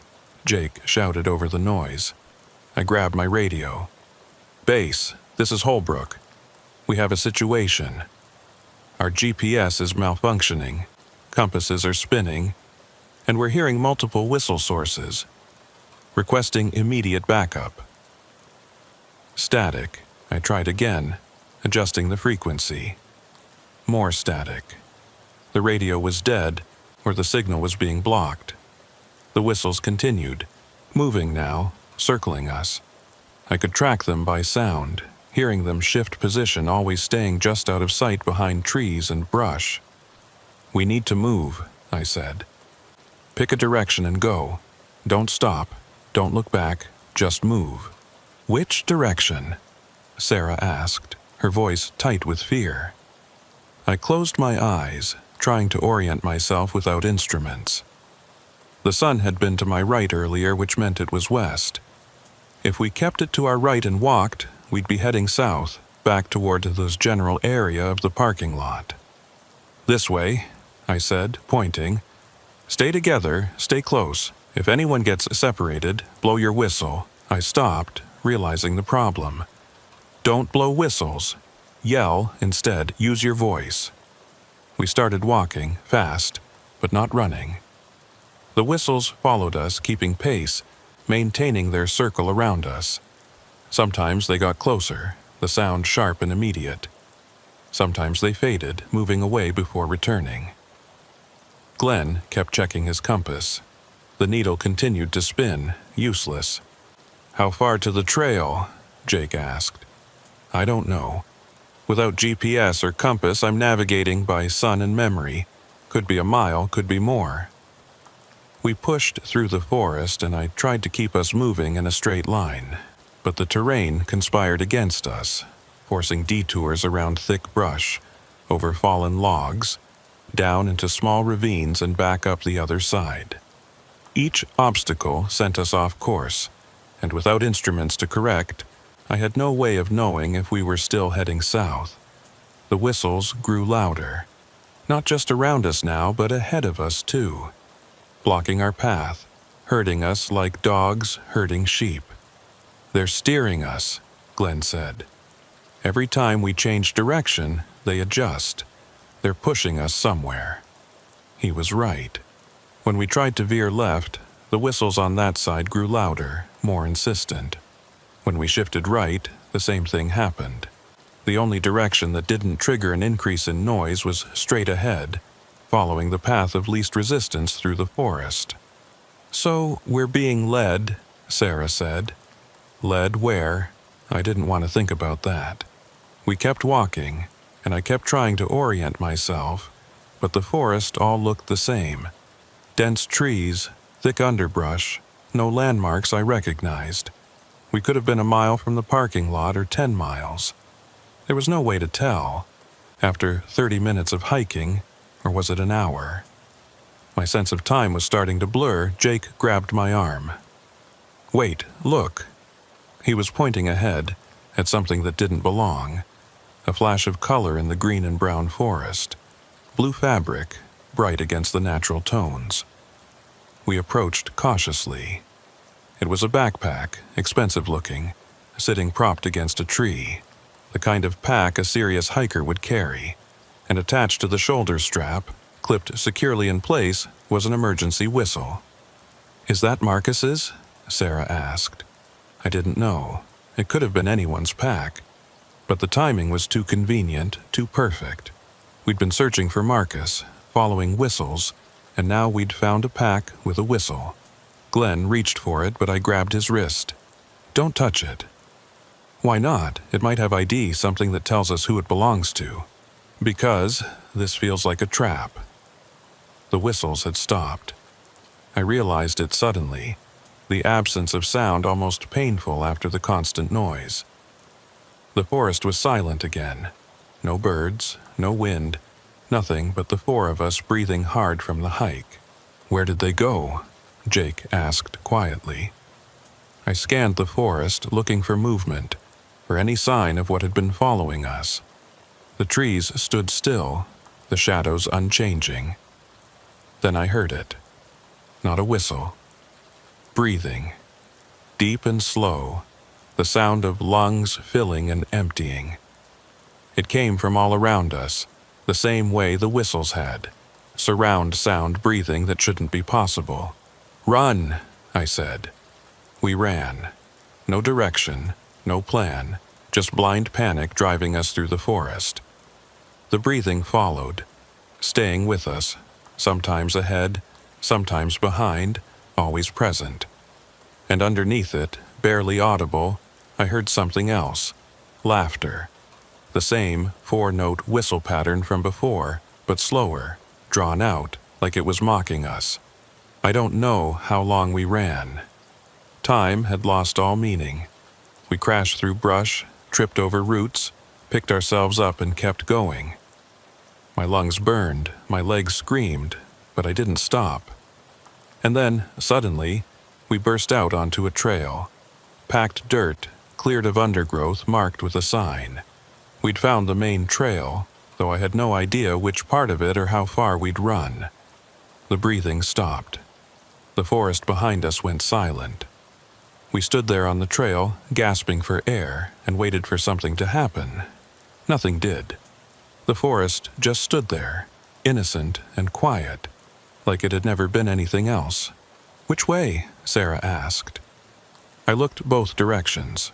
The trail split here, two paths diverging, both heading into dense forest. No signs indicating which way led to the parking lot. I pulled out my GPS, still broken, still showing us at the trailhead despite clearly being miles from it.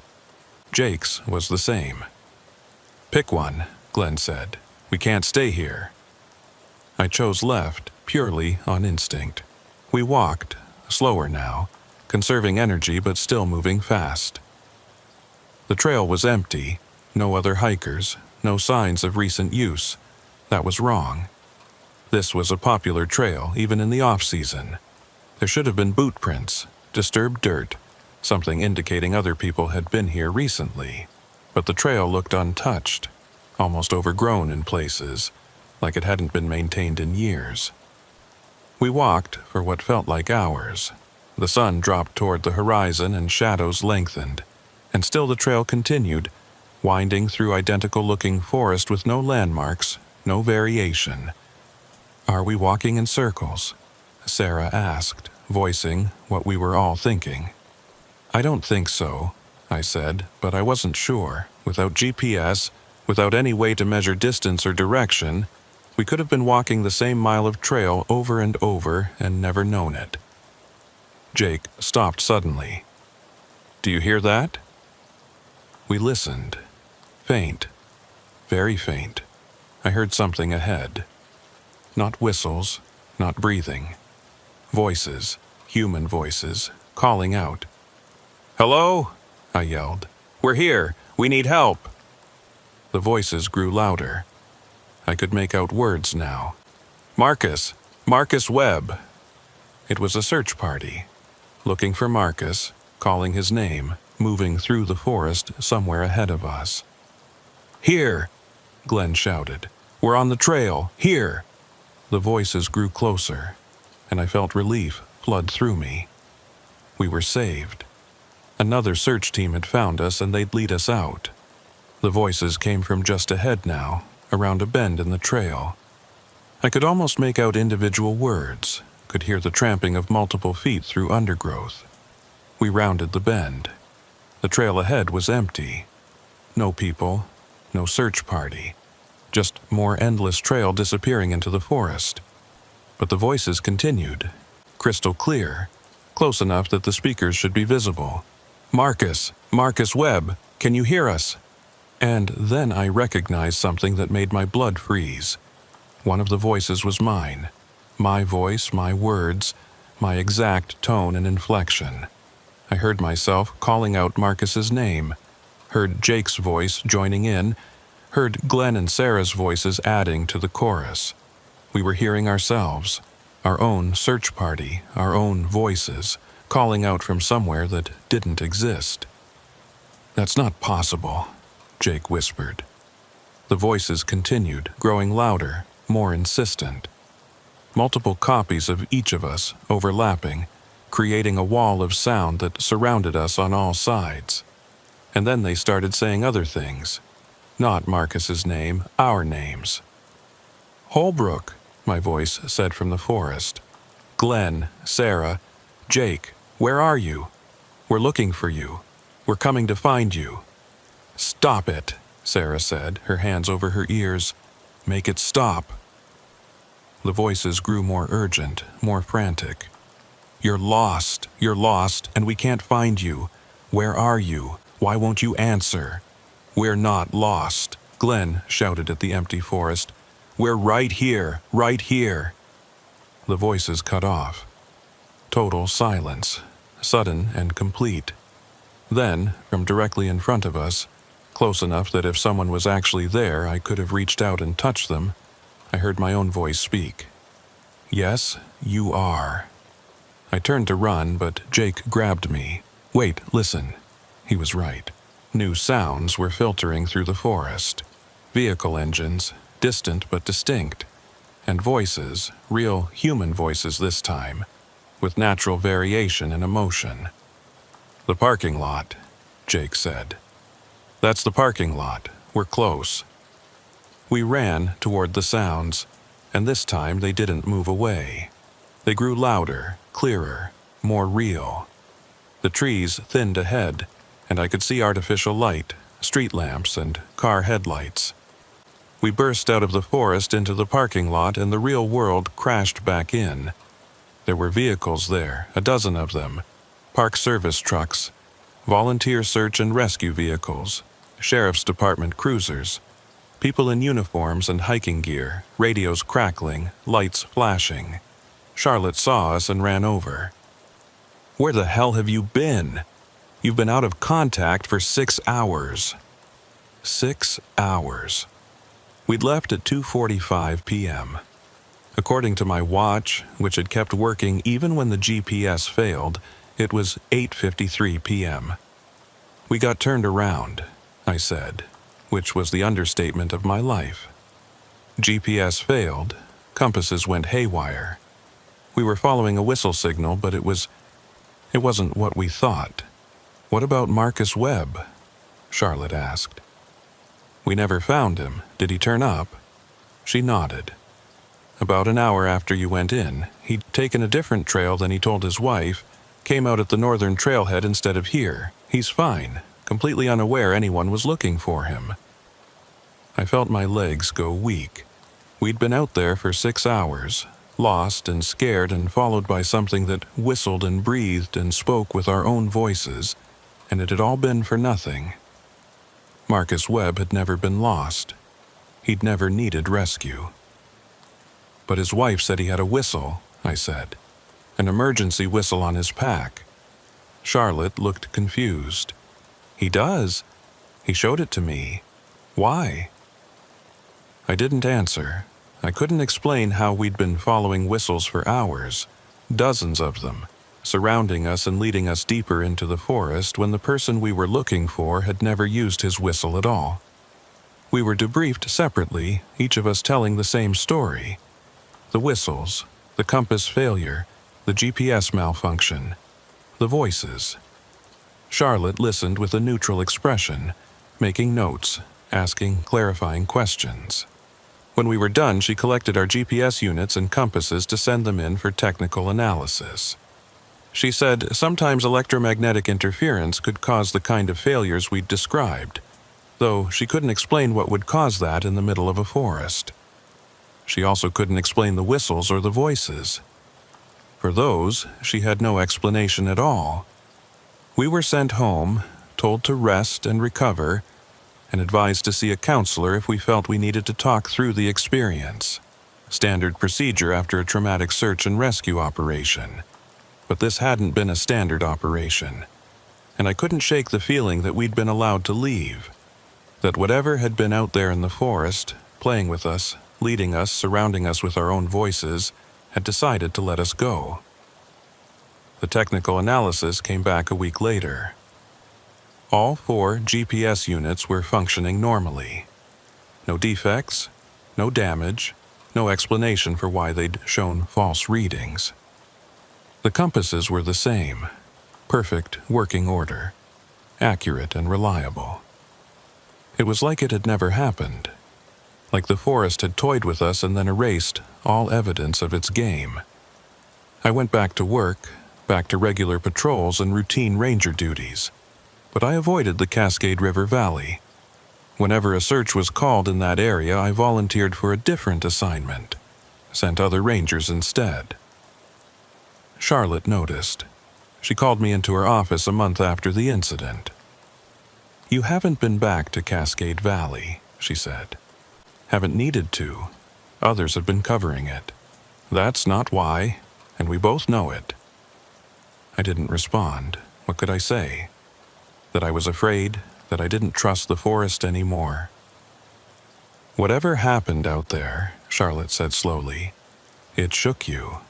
All four of you. Glenn and Sarah have stopped volunteering. Jake requested a transfer to a different park. And you're avoiding an entire section of our jurisdiction." "I can't explain what happened," I said, "and that terrifies me. Because if I don't understand it, I can't predict it. I can't prepare for it. I can't keep people safe from it." Charlotte was quiet for a long moment. Then she pulled a file from her drawer and slid it across the desk. "This is from 1987, before I started here. A search and rescue team went into Cascade Valley looking for a missing hiker. They reported following whistle signals for hours, compass and GPS failures, eventually finding their way out. The hiker they were looking for had never been missing. He'd just gone home early without telling anyone." I stared at the file, my hands cold. "This is from 1998, same thing. Whistles, equipment failure, voices. Different team, same result." She pulled out more files. 2003, 2011, 2016. Every few years, the same report, the same pattern. "How many?" I asked. 7 incidents in 40 years that I could find. Could be more that weren't documented well. They all follow the same pattern. Search team goes in, gets led around by whistles and false signals, equipment fails. They come out hours later with no explanation. Has anyone not come out?" She paused. "One team back in 1972. 3-person team went in, 2 came out. They said the third followed a whistle signal away from the group and disappeared. They searched for days but never found any trace of him." "What happened to him?" "Officially, unknown, listed as lost in the wilderness, but the 2 who came out said they heard him calling for help later that night, saying he was lost, asking them to come find him. When they tried to follow his voice, it led them in circles until dawn." I felt sick. "You're telling me this is a known phenomenon? I'm telling you it's happened before, and it'll happen again. But in 40 years, we've only lost 1 person. Everyone else found their way out just like you did. That's supposed to be comforting? It's supposed to be information. You're not crazy. Your team isn't crazy. You experienced something real. Something that's been documented multiple times. We don't understand it, but we know it exists." I left her office with the files, spent the next week reading through them. The details varied, but the core experience was always the same. Whistles that led nowhere. Equipment that failed. The forest that played with its visitors before letting them go. I should have quit. Should have transferred somewhere else, somewhere safe. But something kept me here, kept me coming back. Maybe it was pride. Maybe it was curiosity. Maybe it was the need to understand what had happened to us.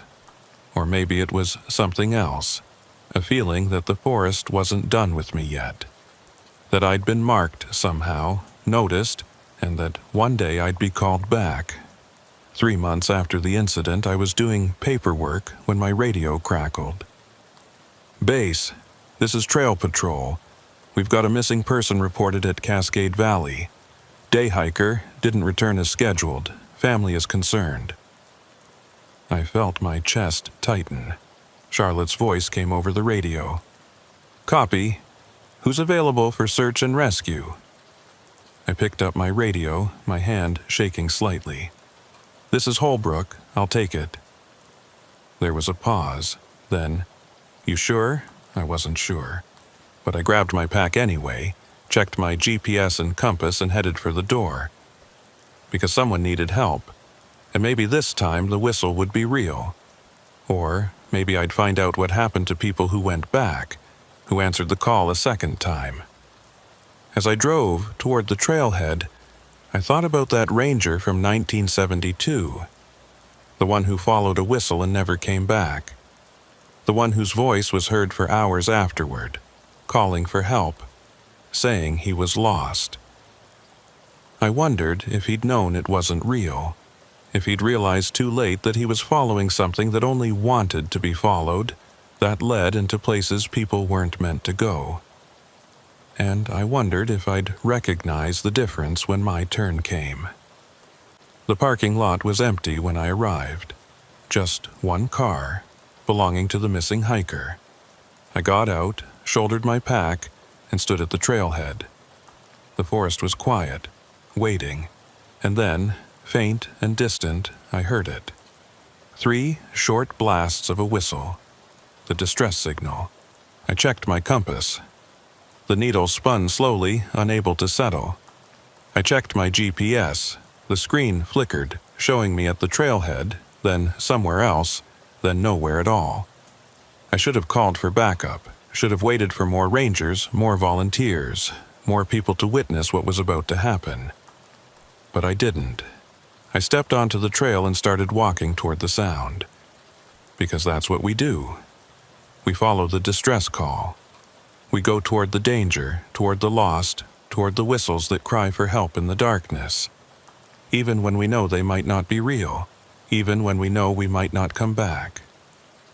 The whistle blew again, 3 perfect blasts, and I followed it into the trees. Behind me, my radio crackled. Charlotte's voice, concerned, asking for my position. I didn't answer. I just walked, following the sound, feeling the forest close in around me. And I wondered how long it would be before they came looking for me, before they followed my whistle into the darkness, before they heard my voice calling for help and realized too late that it wasn't really me at all.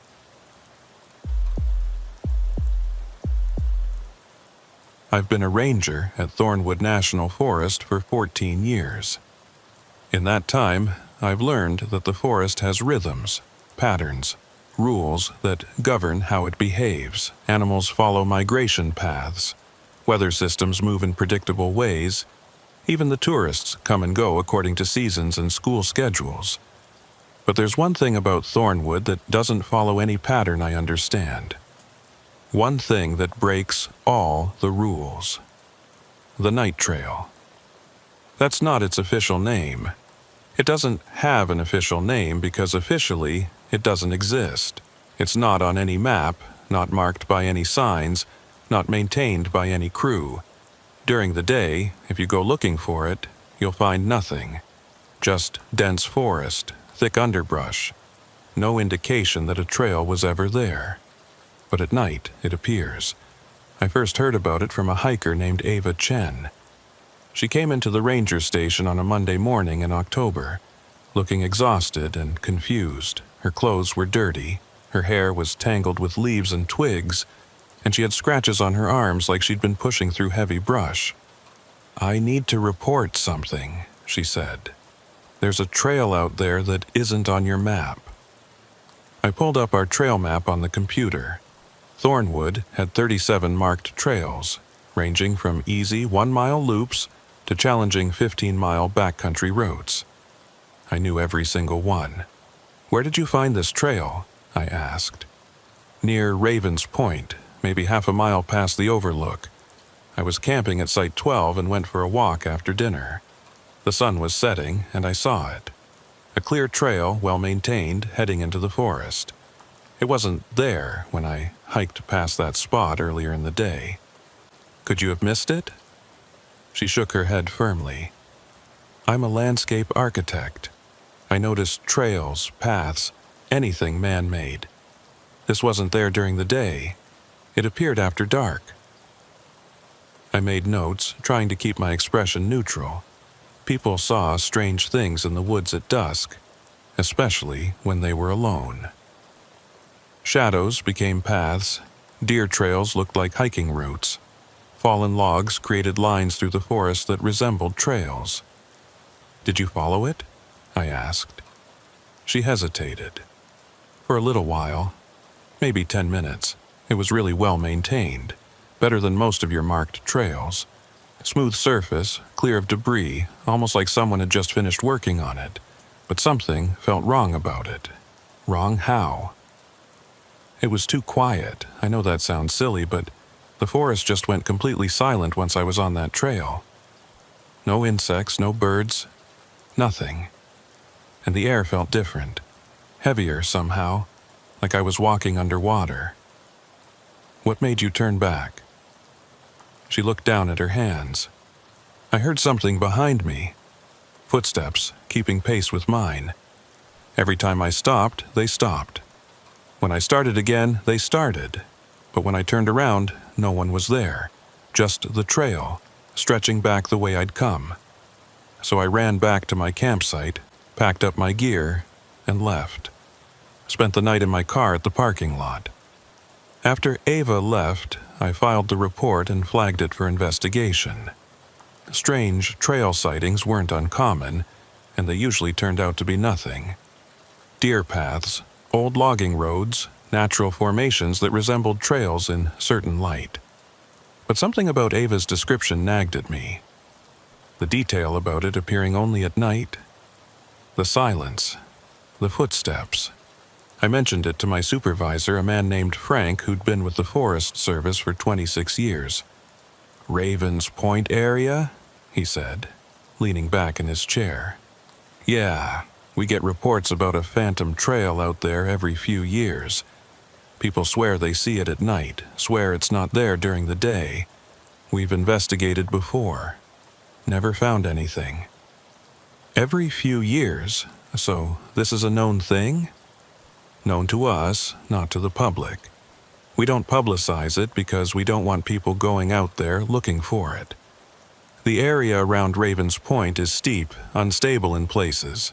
We lose enough hikers to falls and injuries without people wandering around in the dark looking for a trail that doesn't exist." "But what if it does exist? What if there's an unmapped trail that's only visible in certain conditions?" Frank gave me a long look. "You want to check it out?" "Yeah, I did," he sighed. "Okay, take someone with you, bring full gear, and for God's sake don't go at night. Check the area during the day, look for any signs of an old trail or logging road we might have missed." I went out that afternoon with another ranger named Beth, who'd been at Thornwood for 5 years. We hiked to Ravens Point, past the overlook, and spent 3 hours searching the area where Ava had reported seeing the trail. We found nothing. No trail, no path, no indication that anything resembling a maintained route had ever existed there. Just dense forest, thick underbrush, and terrain so rough that cutting a trail through it would require significant work. "Maybe she saw a game trail," Beth suggested. "Elk create pretty clear paths sometimes." She said it was maintained, smooth surface, clear of debris. People see what they expect to see, especially in low light. She probably followed a deer path for a few minutes, got spooked by her own footsteps echoing, and turned back. It was a reasonable explanation. I wanted to believe it. But 3 nights later, another report came in. A different hiker, a man named Cole Patterson, camping at a different site. Same story. Trail near Ravens Point. Appeared after sunset. Perfectly maintained. Disappeared again by morning. "I took photos," Cole said, pulling out his phone. "I thought no one would believe me, so I documented it." He showed me the pictures. They were taken in low light with flash, but they clearly showed a trail. Smooth dirt surface, edges defined by what looked like deliberately placed stones, the kind of detail work you'd see on a professionally maintained path. "Where exactly was this?" I asked. He pulled up a map on his phone and pointed. "Right here, about 30 feet from where the marked trail passes. I'm certain. I used GPS to mark the spot." I went back to the area the next day, alone this time, with Cole's GPS coordinates loaded into my device. I found the exact spot where he'd taken the photos. There was no trail, just forest, exactly like everywhere else. But as I stood there looking at the thick underbrush that should have taken hours to push through, I noticed something. The vegetation, while dense, seemed to follow a pattern. A line, maybe 8 feet wide, where the trees grew slightly differently. Not a trail, not even close. But a subtle difference in the forest. Like something had been there once and the forest had grown over it. I took photos, made notes, and headed back. That night, I couldn't stop thinking about it. 2 different hikers, 2 separate sightings, both describing the same thing in the same general area. I made a decision that I knew Frank would disapprove of. I was going back to Ravens Point after dark. I didn't tell anyone. I packed my gear, loaded extra batteries for my flashlight, checked my GPS and radio, and drove to the trailhead just before sunset. The parking lot was empty, which was normal for a weeknight in October.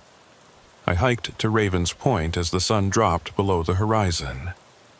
The forest grew dark quickly under the heavy canopy, and by the time I reached the area where the phantom trail had been reported, I needed my flashlight. I stood there scanning the forest looking for any sign of a trail. Nothing, just trees and shadows and the sound of wind moving through branches. I was about to give up when I noticed something. The forest had gone quiet, completely quiet, just like Ava had described. No insects, no rustling leaves, nothing. Just silence. And then I saw it. The trail appeared gradually, like my eyes were adjusting to see something that had always been there. It started as a vague sense of direction, a slight clearing in the underbrush. Then it became more defined, the edges sharpening, the surface smoothing out. Within 30 seconds, I was looking at a fully formed trail, well-maintained, clear of debris, with carefully placed border stones catching the beam of my flashlight. It looked like it had been there forever, like I'd simply been too blind to see it before. I marked my GPS position and took photos, though I had a feeling they wouldn't show what I was seeing. Then I stood there, at the edge of the trail, trying to decide what to do. Every instinct told me not to step onto that trail. Every year of training, every safety protocol, every cautionary story I'd heard about people who wandered off marked paths screamed at me to turn back. But I was a ranger. My job was to investigate, to understand, to know the forest I was responsible for protecting. I stepped onto the trail. The silence deepened immediately, becoming almost physical. I could feel it pressing against my eardrums, could feel the absence of sound like a weight. My footsteps made no noise. When I deliberately scraped my boot against a stone, there was no sound. I walked forward slowly, sweeping my flashlight beam ahead of me. The trail continued into the forest, straight and well-defined, nothing like the twisting, organic paths that characterized our normal trails. After about 50 yards, I stopped and looked back. The trail stretched behind me, clear and obvious. I could see the point where I'd entered it, where the forest opened up to reveal the maintained path. I checked my GPS. According to the device, I was standing in the middle of dense forest, nowhere near any marked trail. But I could see the path beneath my feet, could see the carefully placed stones, could see the smooth dirt surface. I kept walking. The trail curved gently to the right, then straightened out again. The forest on either side looked normal, but I had that underwater feeling Ava had described. Like the air was thicker here, harder to breathe, pressing in on me from all sides. I'd gone maybe a quarter mile when I heard it. Footsteps behind me, keeping pace with mine. I stopped. The footsteps stopped. I turned around, sweeping my flashlight across the trail. Empty. Just the path stretching back the way I'd come, perfectly maintained, perfectly silent. I started walking again. The footsteps resumed, matching my rhythm exactly. Not echoes. I knew what echoes sounded like. These were separate footfalls, slightly offset from mine, like someone was walking 5 or 10 feet behind me. "Hello?" I called out. My voice sounded wrong, muffled, like I was speaking into a pillow.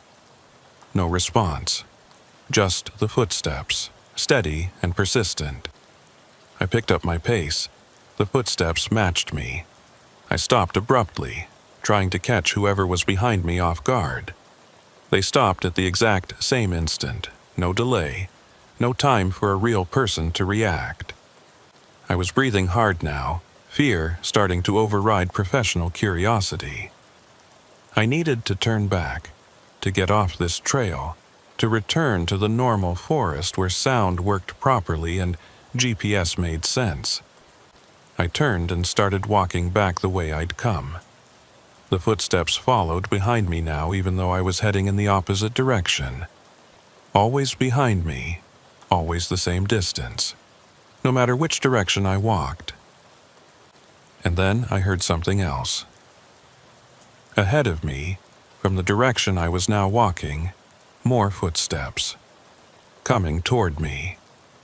I stopped. The footsteps behind me stopped.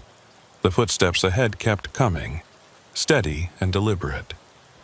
I stood there, trapped between two sets of invisible footsteps, and tried to think.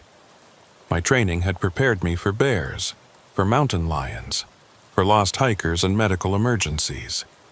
It hadn't prepared me for this.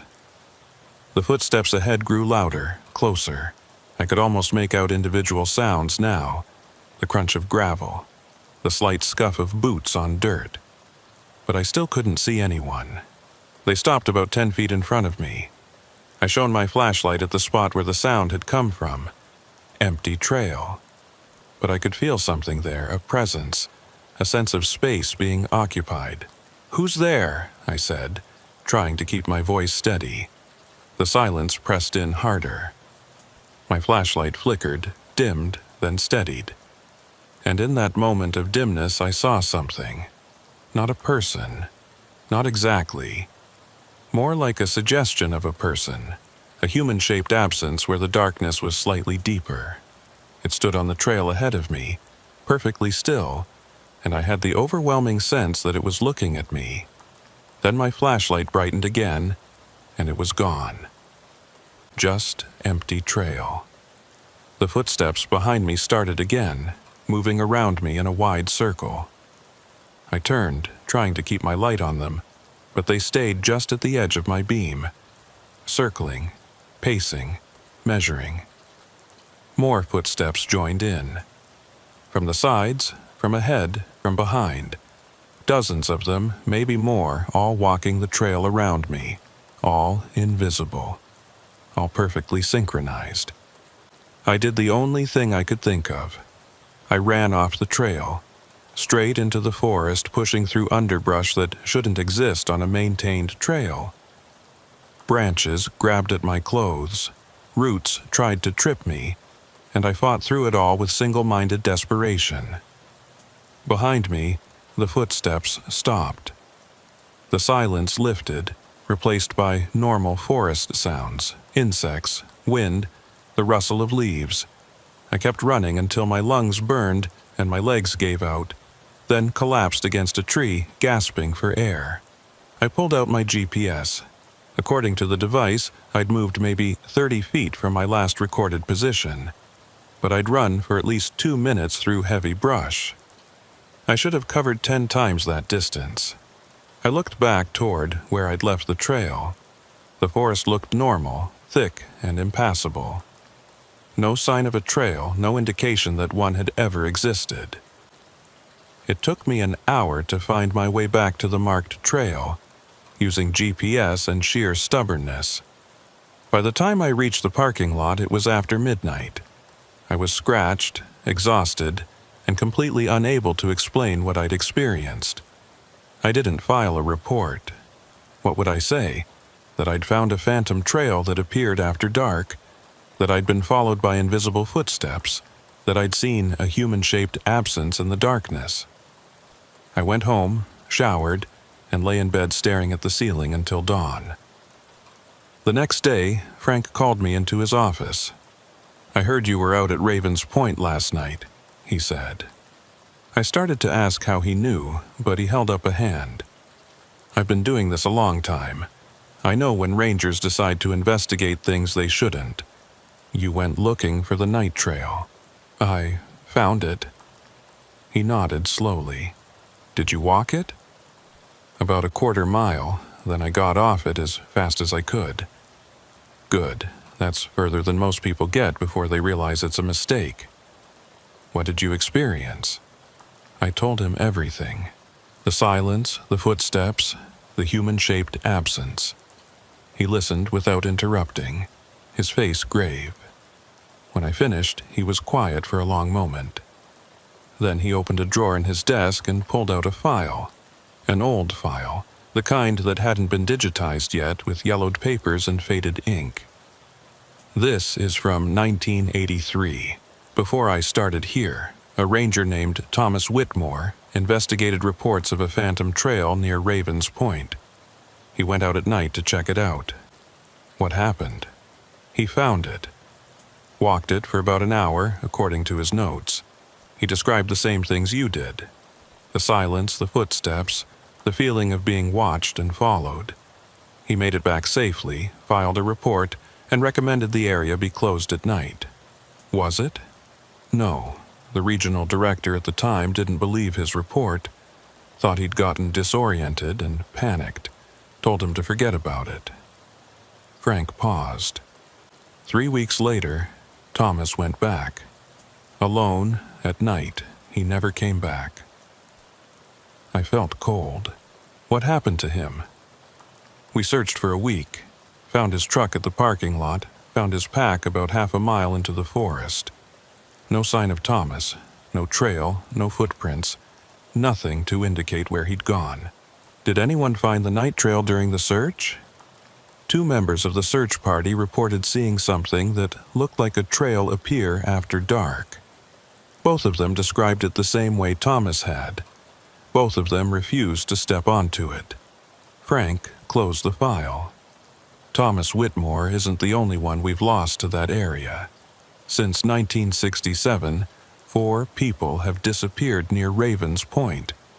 All of them at night, all of them experienced hikers who should have known better. We never found bodies, never found conclusive evidence of what happened to them. And you think they found the trail? I think they walked it. And I think they walked too far, or stayed too long, or did something that meant they couldn't come back. Why haven't you closed the area, put up warnings? We did, back in the 70s. Posted signs, told people to avoid the area after dark. But the signs kept disappearing. Vandalism, we thought at first. But they'd disappear overnight, even when we posted rangers to watch them. Eventually, we stopped trying. I sat back, trying to process this. So, what are we supposed to do? Just let people wander into that area and hope they don't find the trail? We do what we can. We discourage night hiking in that area. We respond quickly to reports of unusual activity, and we hope that most people have the sense to turn back when they find something that doesn't feel right. That's not enough. It's all we've got, because the alternative is admitting that there's something in our forest that we don't understand and can't control, something that operates by rules we don't know. And once we admit that, we lose credibility, we lose funding, we lose the ability to protect the rest of the forest. He stood up, signaling the conversation was over. You found the trail, you walked it, and you got out. Good, learn from it, don't go back. And if anyone comes in reporting a phantom trail, you send them to me. Understood. I understood, but I didn't like it. Over the next few months, I couldn't stop thinking about the night trail. During the day, I'd hike past Raven's Point, staring at the forest where I knew the trail would appear after dark, looking for any sign, any clue that would help me understand what it was. I found nothing. The forest kept its secrets, but I started noticing patterns in the reports we received. The Phantom Trail was always reported between October and March, never in the summer months. It appeared only after sunset and vanished by dawn, and people who saw it always described the same things: the silence, the footsteps, the feeling of being followed. 3 people reported walking the trail during those months. All 3 made it back, though one woman took 6 hours to find her way out and emerged disoriented and unable to remember large portions of her experience. In April, the reports stopped. The night trail, whatever it was, had disappeared for the season. I should have been relieved. Instead, I felt unsettled, like I was waiting for something to happen. In September, as the days shortened and the nights grew longer, the reports started again. A couple camping near Raven's Point saw the trail appear just after sunset. They didn't walk it, just observed it from a distance, watched it materialize out of nothing and solidify into a clear path. "It's like it's inviting us," the man said, "like it wants us to follow it." I filed the report and added it to the growing collection of sightings. Frank read it and shook his head. "Another season starting," he said. "It's always worse in the fall, something about the shorter days, the darker nights. It shows itself more often." "Why?" I asked. "What is it trying to do? If I knew that, maybe we could stop it, but I don't think it's trying to do anything. I think it just exists. A trail that appears at night, leading somewhere we're not meant to go." October brought more reports. A solo hiker who walked the trail for 20 minutes before getting scared and turning back. A group of teenagers who dared each other to find it and succeeded, though none of them were brave enough to actually walk it. A photographer who tried to document it and found that none of his photos showed anything but normal forest. And then, 3 weeks into October, someone didn't come back. Her name was Jennifer Ramos, 29, an experienced hiker from Seattle. She'd been camping alone near Raven's Point, something we discouraged but couldn't prevent. She checked in with the ranger station on Friday afternoon, chatted about her plans to photograph the fall colors, and headed to her campsite. On Sunday, her car was still in the parking lot. Her tent was at the campsite, perfectly set up, her gear neatly arranged. But Jennifer was gone. I was part of the search team. We spent 4 days combing the area around Raven's Point, calling her name, checking every ravine and cliff face. We found nothing. No footprints, no torn clothing, no sign of struggle or injury. She'd simply vanished. On the 3rd night of the search, I stayed out late, helping to set up floodlights in the search area. I was walking back to my vehicle when I saw it. The night trail appearing in the darkness about 50 yards away. Clear and distinct, perfectly maintained, leading into the forest. I stood there staring at it, and I knew that's where Jennifer had gone. She'd found the trail, and she'd walked it, and she'd walked too far to come back. I should have called it in. Should have gotten Frank, gotten the rest of the team, shown them what I'd found. But I didn't, because I knew they wouldn't see it. The night trail showed itself to individuals, not to groups. It chose who could see it, who could walk it, and standing there looking at that impossible path, I realized it was choosing me again. I took a step toward it, then another. With each step, the sounds of the search camp behind me faded, the floodlights dimmed. By the time I reached the trailhead, I was in complete silence. I stepped onto the trail. The footsteps started immediately, falling into rhythm behind me, but this time, I didn't run. I walked steadily forward, my flashlight illuminating the smooth path ahead. "Jennifer!" I called out. My voice was muffled, but it carried. "Jennifer Ramos, can you hear me?" No response, just the footsteps behind me, keeping pace. I walked for 10 minutes, then 20. The trail continued, unchanging, perfectly maintained. I checked my GPS. According to the device, I hadn't moved. I was still standing at my starting point, even though I could see the trail stretching behind me. "I know you're here," I said to the darkness. "I know this is your trail. I know you take people who walk too far. But I need to find Jennifer, please." The footsteps stopped. The silence deepened until I could hear my own heartbeat, loud and fast. And then, ahead of me on the trail, I saw her, not Jennifer. The human-shaped absence I'd seen before, standing in the middle of the path. But this time it was clearer, more defined. I could almost make out features, the suggestion of a face, of arms and legs, of a human form that existed just outside of normal vision. It raised one arm and pointed, not at me, not behind me, off the trail into the forest to the left. I looked where it pointed. In the darkness, I could barely make out something white, a piece of fabric caught on a branch. I left the trail, pushing through the underbrush. The moment I stepped off the path, sound returned. Insects, wind, the normal forest sounds. I stumbled through the thick vegetation toward the white fabric. It was a sleeve, Jennifer's jacket, torn and tangled in the brush. And 20 feet beyond it, I found her. She was alive, unconscious but breathing, curled up at the base of a tree. She had a head wound, already clotting, and her ankle was swollen, but she was alive. I called it in on my radio, which suddenly worked again. Gave them my GPS position, which suddenly made sense again. Waited with Jennifer until the rescue team arrived. They asked how I'd found her, so far off the marked trail. I told them I'd seen something white in my flashlight beam, decided to investigate. They didn't question it. Why would they? Jennifer recovered in the hospital over the next week. When she was well enough, I visited her and asked what had happened. "I saw a trail," she said quietly. "It appeared after dark near my campsite. It was so clear, so well-maintained. I thought it must be one of the official trails, just not marked on my map."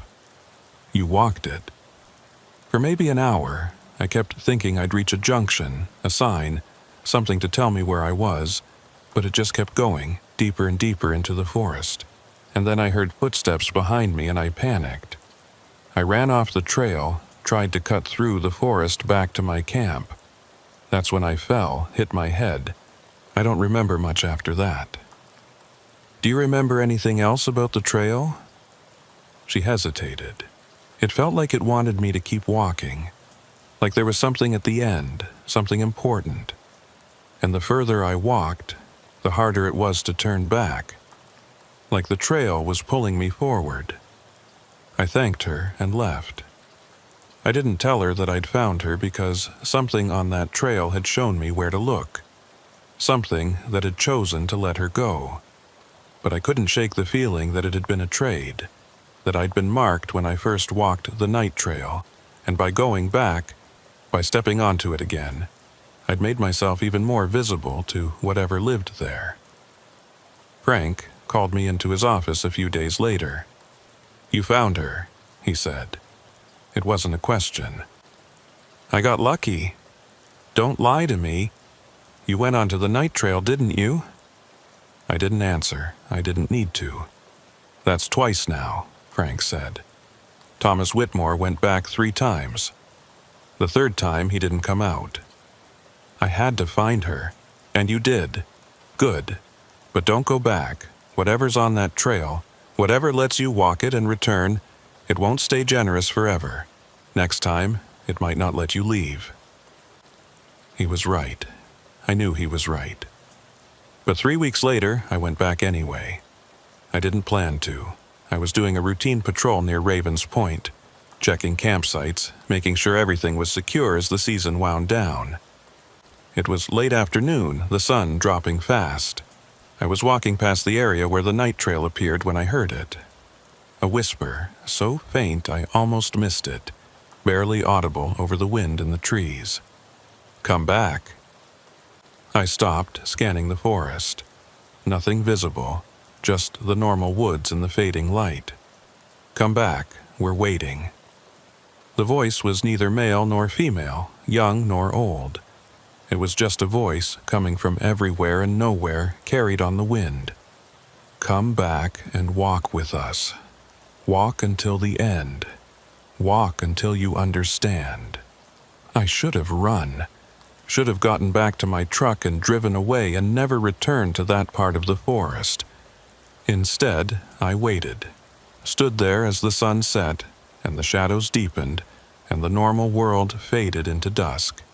And when the night trail appeared, materializing out of the darkness like it had always been there, I stepped onto it. The footsteps started immediately. Not behind me this time, beside me. Dozens of them, hundreds, an invisible crowd walking the trail with me. I walked forward, and the whispers began. "Welcome back. We knew you'd return. Walk with us. Walk until you understand." The trail stretched ahead, perfectly maintained, perfectly clear. In the distance, I could see something I'd never seen before. A light, faint and blue, like moonlight reflected off water. I walked toward it. The footsteps kept pace, the whispers continued, and the silence pressed in from all sides. The light grew brighter as I approached. Not moonlight, I realized. Something else. Something that glowed from within the trail itself. The path ahead shimmered, became translucent, and through it I could see something that shouldn't exist. Another forest. Similar to the one I knew, but different, wrong somehow. The trees were too tall, the shadows too deep, the sky too dark. And on the trail in that other forest I saw figures, human-shaped, walking in an endless procession, following the path toward something I couldn't see. "Come with us," the whispers said. "Cross over. Walk the trail to its end. See what we see." I stood at the edge of that shimmering boundary, feeling the pull. Part of me wanted to step through, to understand, to see where the trail led. But I remembered Thomas Whitmore. I remembered the others who'd disappeared. I remembered Frank's warning. This was the third time. The third time was when you didn't come back. I turned around. The whispers rose in volume, becoming shrieks, becoming howls of rage and disappointment. The footsteps stopped. The trail behind me writhed and twisted, trying to turn me around, trying to make me face forward again. I ran, off the trail into the normal forest where branches tore at my clothes and roots tried to trip me. Behind me, I heard the night trail scream. It's not a sound I can properly describe. It was like tearing metal, like breaking glass, like 1,000 voices all crying out in unison. It filled the forest, shook the trees, made the ground tremble beneath my feet. And then, suddenly, it stopped. The forest went silent again. A normal silence filled with normal sounds. I collapsed against a tree, gasping for air, and pulled out my GPS. I was exactly where I should be, maybe 50 yards from the marked trail. Behind me, the forest looked normal. No night trail, no shimmering boundary, no invisible crowd. I made my way back to the marked trail and walked to the parking lot. My truck was where I'd left it. Everything was normal, ordinary, safe. I haven't been back to Ravens Point since then. I take every assignment that keeps me away from that area. Volunteer for duties on the other side of the forest, do everything I can to avoid that section of trail. Because I know if I go back, if I walk the night trail a fourth time, I won't return. The third time is when the trail stops letting you leave. The fourth time is when you become part of it. One more set of footsteps in the darkness. One more whisper calling to future hikers. Sometimes at night, even here at my house miles from the forest, I hear it. The whispers, faint and distant, carried on the wind. Come back. Walk with us. Walk until the end. And I wonder how many others hear it too. How many hikers, campers, rangers like me, marked by the night trail, called back to walk it again. How many of them resist, and how many eventually give in. Last week, Frank retired. On his last day, he pulled me aside. The night trail, he said. I've been doing some research, going through old records.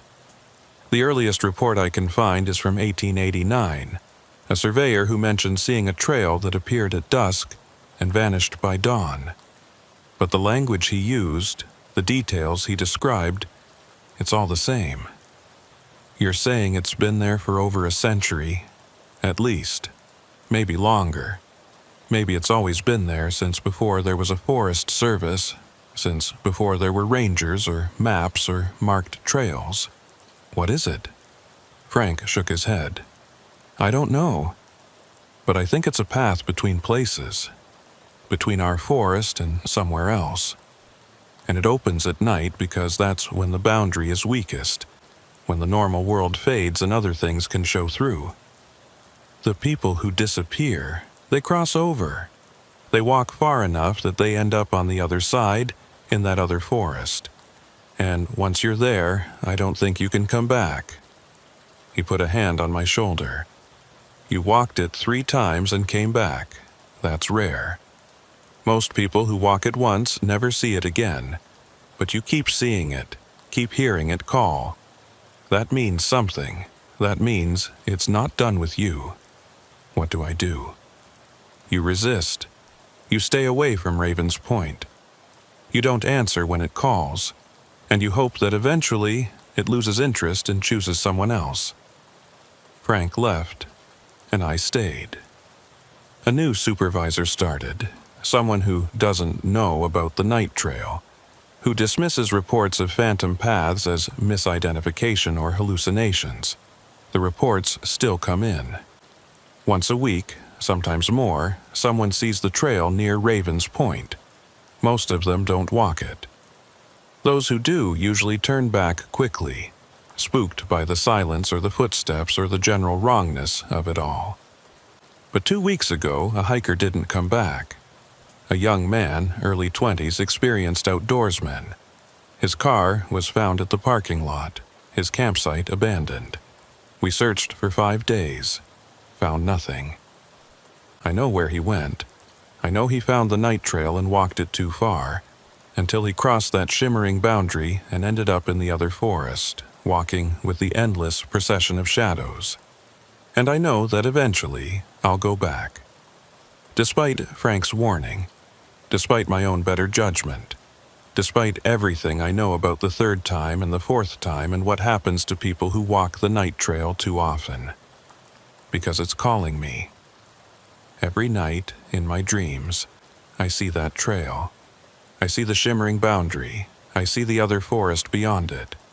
And I hear the whispers, stronger now, more insistent. Come back. Walk with us. Walk until the end. I don't know how much longer I can resist. I don't know if anyone can resist forever, when the night trail has marked them, has chosen them, has decided it wants them to walk. Sometimes I wonder if Thomas Whitmore tried to resist too. If he stayed away for weeks, months, telling himself he'd never go back. Until one night the call became too strong, and he answered it. Until he walked the night trail one last time and kept walking. Through the boundary and into the other forest where he walks still, one more shadow in the endless procession. Is that where I'm heading? Is that my future? Walking an impossible trail through an impossible forest, forever moving toward an end I'll never reach. I don't know. But last night, I dreamed of the trail. I dreamed of standing at the shimmering boundary, looking through at the other forest. and in my dream I stepped through. On the other side, everything was silent and still. The trail continued, smooth and perfect, leading deeper into the shadow forest. And walking ahead of me, just barely visible in the darkness, I saw them. Thomas Whitmore, Jennifer's campsite neighbor who disappeared in 998. The hiker from 2 weeks ago, all the others who'd walked too far and couldn't turn back. They didn't look at me. They just walked, following the trail, moving in an endless line toward something I couldn't see. And behind me, I felt more footsteps joining in. More shadows, more walkers, more people who'd answered the call. I woke up before I saw where the trail led. But I know I'll dream it again tonight, and the night after, and every night until I can't resist anymore. Until I go back to Raven's Point at dusk, watch the night trail appear, and step onto it one final time. Until I walk it to the end, wherever that might be. Until I understand what it is, what it wants, where it leads. Even if understanding means I never come back. The trail is calling. It's always calling. And someday soon, I know I'm going to answer.